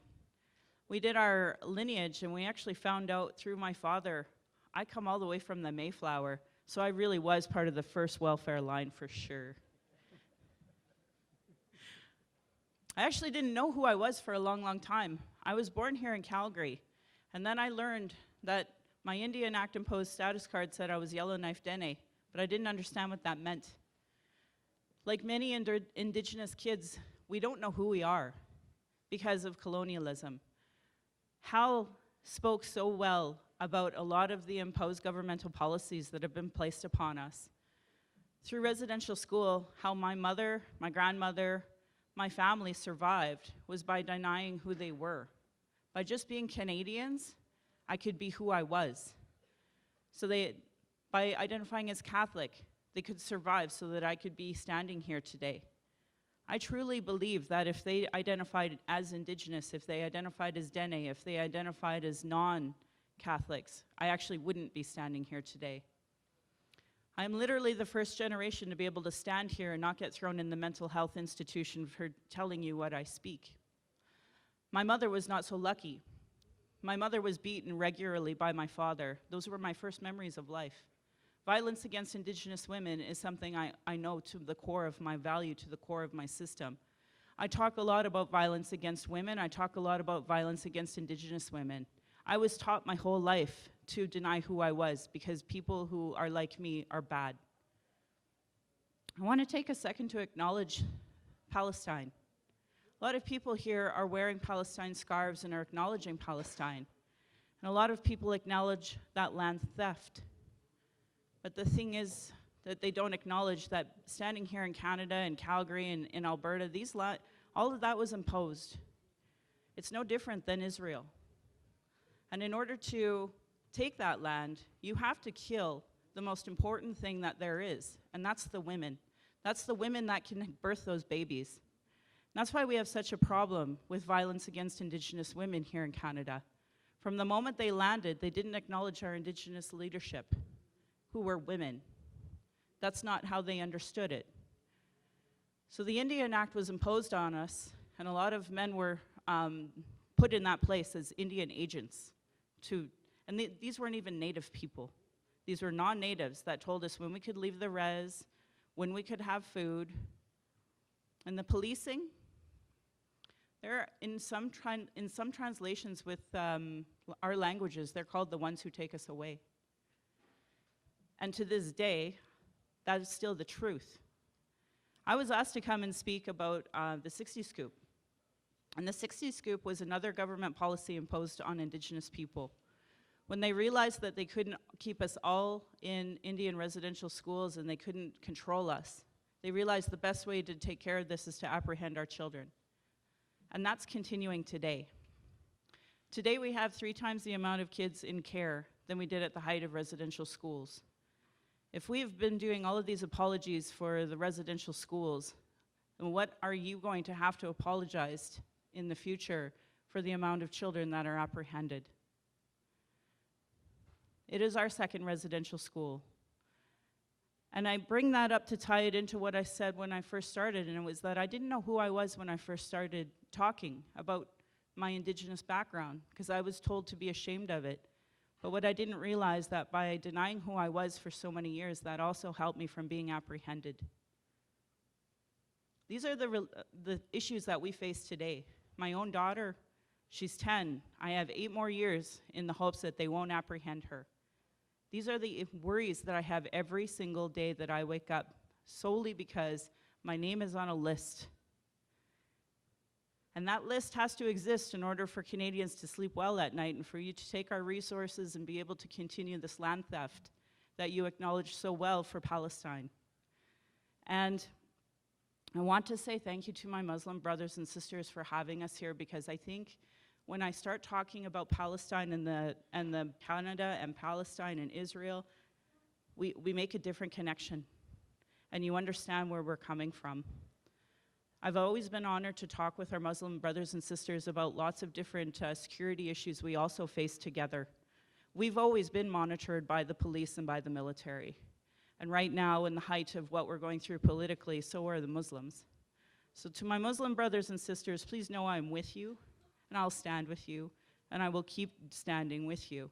And I will fight against police carding. I will fight for your rights to be just like any other Canadian.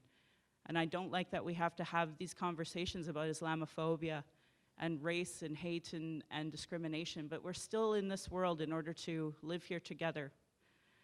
All the people before me have spoken so well of peace treaties and living together in harmony, and I truly believe that we still can do that. I think that we do a good job every day and seeing each other as our neighbors, but we're gonna have to work harder at that in this time of more ugly hate that's coming. But know that you have family. Well, I have my Muslim brothers and sisters. I've been welcomed into the Indigenous community here in Calgary. I didn't know who I was, and in a lot of ways I still don't. But I know I've been given my name, and I know I have to stand up for my Indigenous brothers and sisters. And right now, my husband gets to go play with my daughter at a Métis Christmas party. We're sharing cultures, we're trying to grow, we're learning together. And the solutions are there.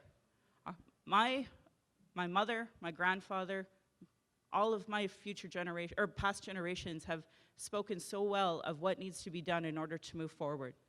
Today, there's the White Goose Flying Report that's at a municipal level that could be implemented to help our people move forward and be together as Calgarians.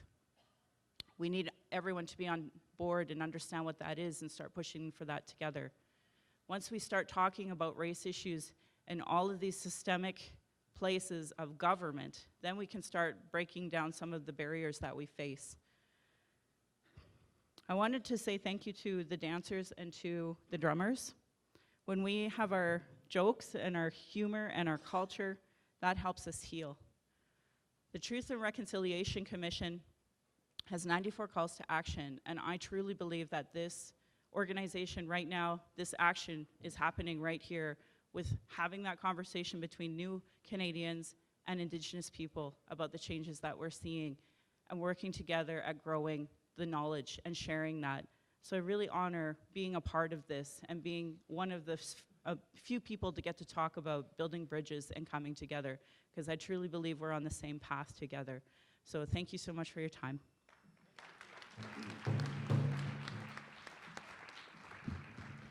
Thank you, Michelle.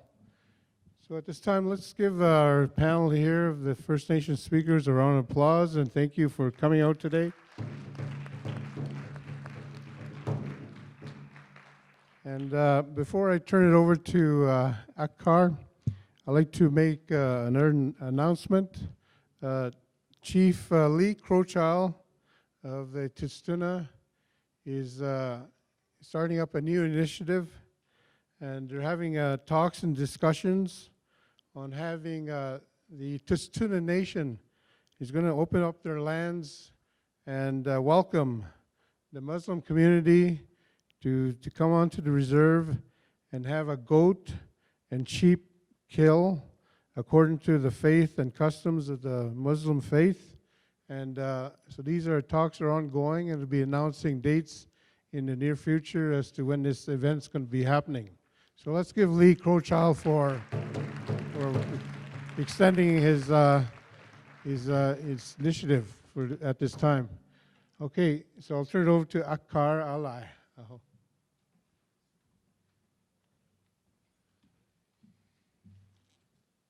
Thank you very much. I'll give a bit of a background on the Ahmadiyya Muslim Jama'at.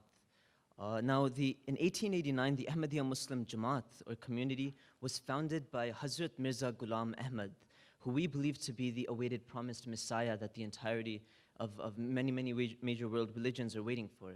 And this community was founded in Qadian, India, but it has now expanded to over 200 countries worldwide. Now, some of the core teachings or practices that the Ahmadiyya Muslim Jama'at emphasizes are something that I'm sure all of us here would very deeply resonate with, and those are that all human beings are created equal, irrespective of race, color, creed, or gender. Only those are better who are more conscious of Allah, or the Creator, and act accordingly. However, it is God's prerogative to decide. And life is a chance to recognize Allah, and death makes us meet our God and face Judgment Day, so we need to be very watchful of our acts in this world. Peaceful coexistence in this world is fundamental, and it is over and above any religious belief. Now, the holy founder of the Ahmadiyya Muslim Jama'at, Hazrat Mirza Ghulam Ahmad, says something very, very beautiful. He says that God has established me upon utmost pristine principles which are beneficial to humanity.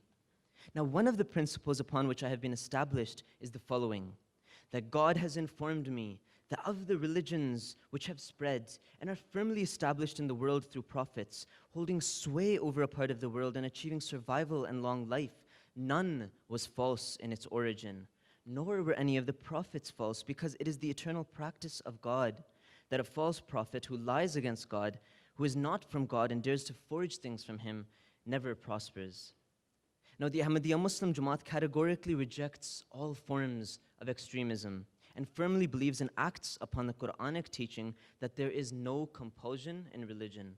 And the promised Messiah declared that extremism and aggressive jihad with the sword, something that we see being carried out, unfortunately, as a misrepresentation of Islam, have absolutely no place in the religion of Islam. And the best way of defending Islam is through an intellectual jihad of the pen, or by organizing events such as the one we have today, where we share information and learn about each other. To this end, Ahmad, peace be upon him, penned over 80 books and tens of thousands of letters, and delivered hundreds of lectures, and engaged in scores of public discussions and debates. The motto of our community is love for all, hatred for none. Thank you very much.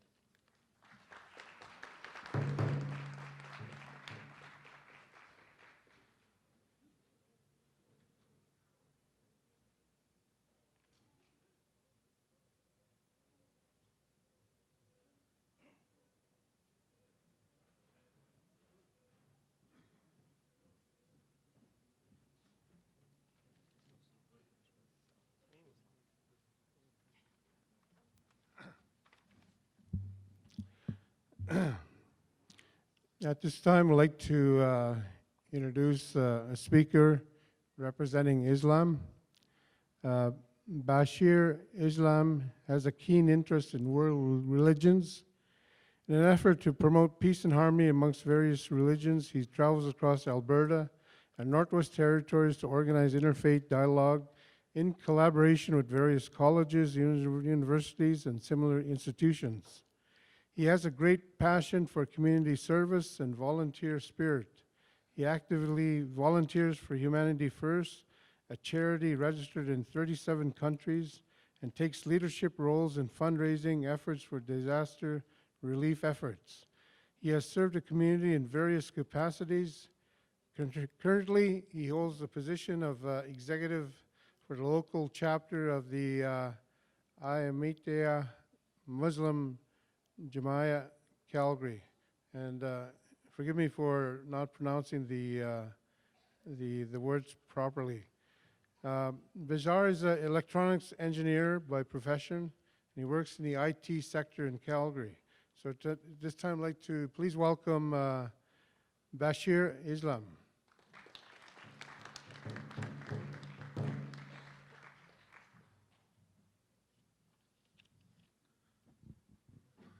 Bismillahir Rahmanir Rahim, in the name of God, gracious, ever merciful. Assalamu alaikum, peace and blessings of Allah be on all of you. I got 10 minutes, and this could be the longest 10 minutes of your life. 25 slides I had. I'll start off by making two disclaimers. I'm not representing all denominations of Islam, and I'm also not an elder. Our certified elders, designated elders that are sitting in the front seats, you should stop by and say hi to them. Thank you so much for giving me opportunity to be part of this historic event. I also want to thank Akbar for setting the introduction of Ahmadiyya Muslim community. You know, few things about Mirza Ghulam Ahmad, the awaited reformer. He emphasized that the purpose of his advent is to fulfill two duties. One is in relationship with God, inviting human beings to recognize that there's a God, there's a creator who is waiting for the creation to, turn towards him. The second part of his ministry is to serve humanity. And it is the service of humanity that he himself has claimed is a very delicate and difficult matter. So it is in this regard that the Ahmadiyya Muslim community for over 125 years is reaching out to all corners of the earth. We are in over 200 countries, and we are promoting the message of peaceful coexistence. And this is, an effort in that regard. I'll give you, this effort is actually rooted in our faith system. Muslims believe there are 4 articles of our faith. We believe in oneness of Allah, the unity of God. We believe in all his angels.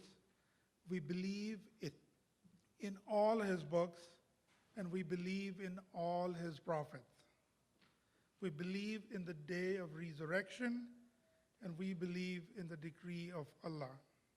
And this belief empowers us to do certain things that are little different than what worldly governments and worldly organizations do, and I'll touch on that. So with belief in one God, we also believe that this one God and one humanity is the uniting concept.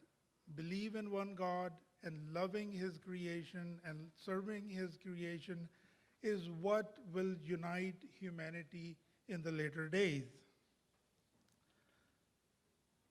So, as Akbar mentioned, that all, according to the Islamic faith, all human beings are created equal. So I'll just give you a reference to that from our Holy Scripture. In Quran, chapter 49, verse 14, God says that, O mankind, We have created you from a male and a female, and we have made you into tribes and sub-tribes that you may recognize. You may recognize one another. Verily, the most honorable among you in the sight of Allah is he who is the most righteous among you. Surely, Allah is all-knowing, all-aware.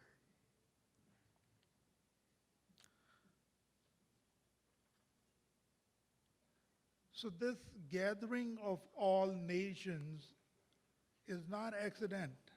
It is by design. And I'll share with you, and this is, in perfect harmony with the teachings of our First Nations. In Quran, God says, chapter 42, verse 30, and among his sign is the creation of heavens and earth, and of whatever living creatures he has spread forth in both. And he has the power to gather them together when he pleases. So, according to the Islamic teachings, this was the time when 1835, the promised reformer Mirza Ghulam Ahmad claimed to be the awaited reformer who was supposed to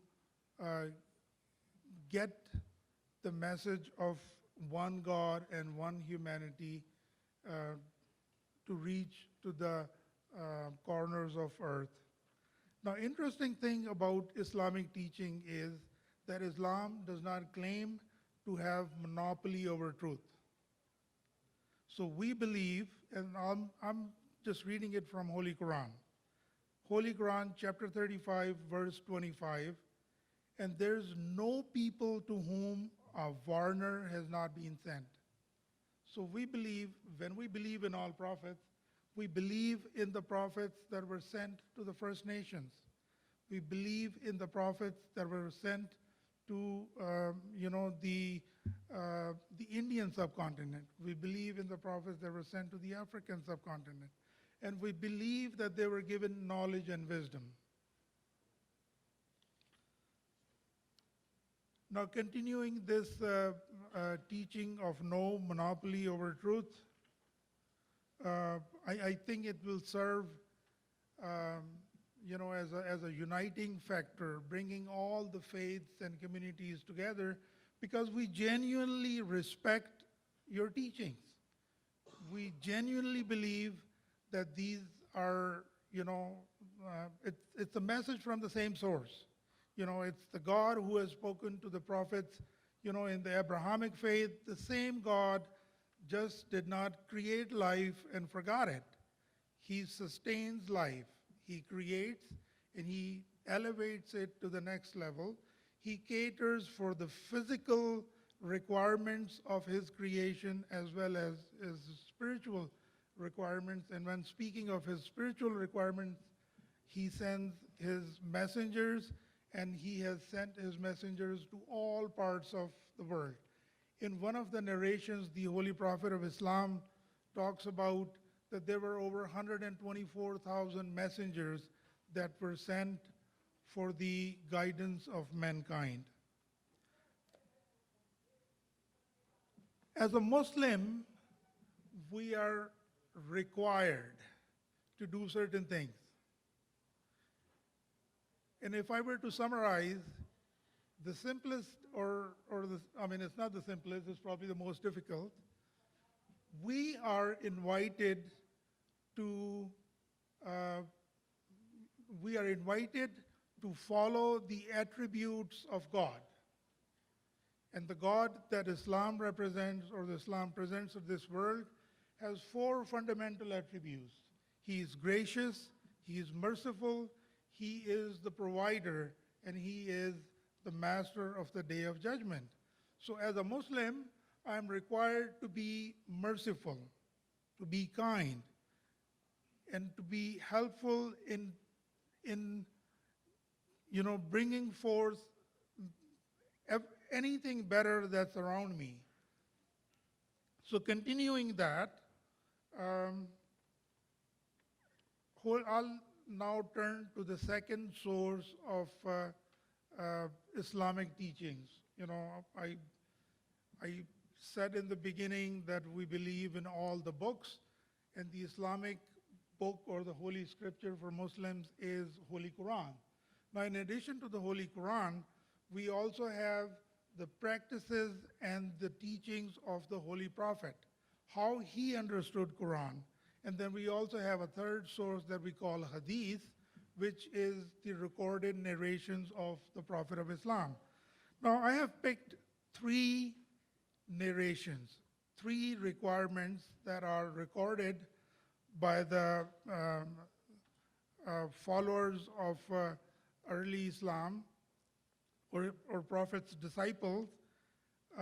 Holy Prophet has said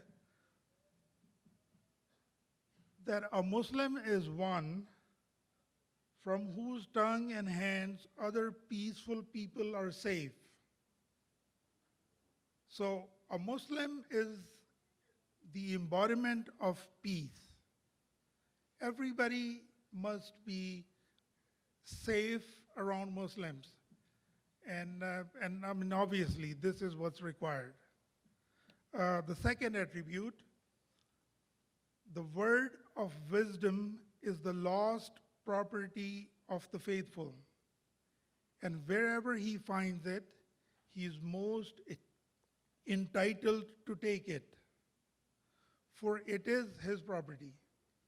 So we have all gathered here in the spirit of learning, and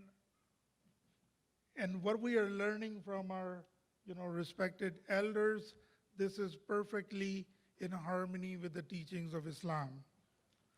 Now, the third attribute of a Muslim from another hadith is about the importance of neighbor. The Holy Prophet says, Gabriel recommended to me good treatment of the neighbors so often that I started thinking that he would perhaps declare him the higher and successor. Now, in modern world, you really look at who is one's neighbor, right? So as an individual, wherever I'm living, I have my neighborhood. I travel, I drive on roads, I travel by air. Everybody that I come in contact with, they are my neighbors. And as a community, our friends in First Nations, and I mean, I can actually vouch for my own experiences from southern Alberta to the north of the Northwest Territories. They are all our friends. And when we say that the Ahmadiyya Muslim community is established in over 200 countries, we are basically saying that the whole world is really our neighbor. In addition to that, for the peaceful coexistence, Holy Quran has given 3 principles. And I don't know how much time I have, but I'll briefly just go over that. Equality, justice, and fulfilling of covenants.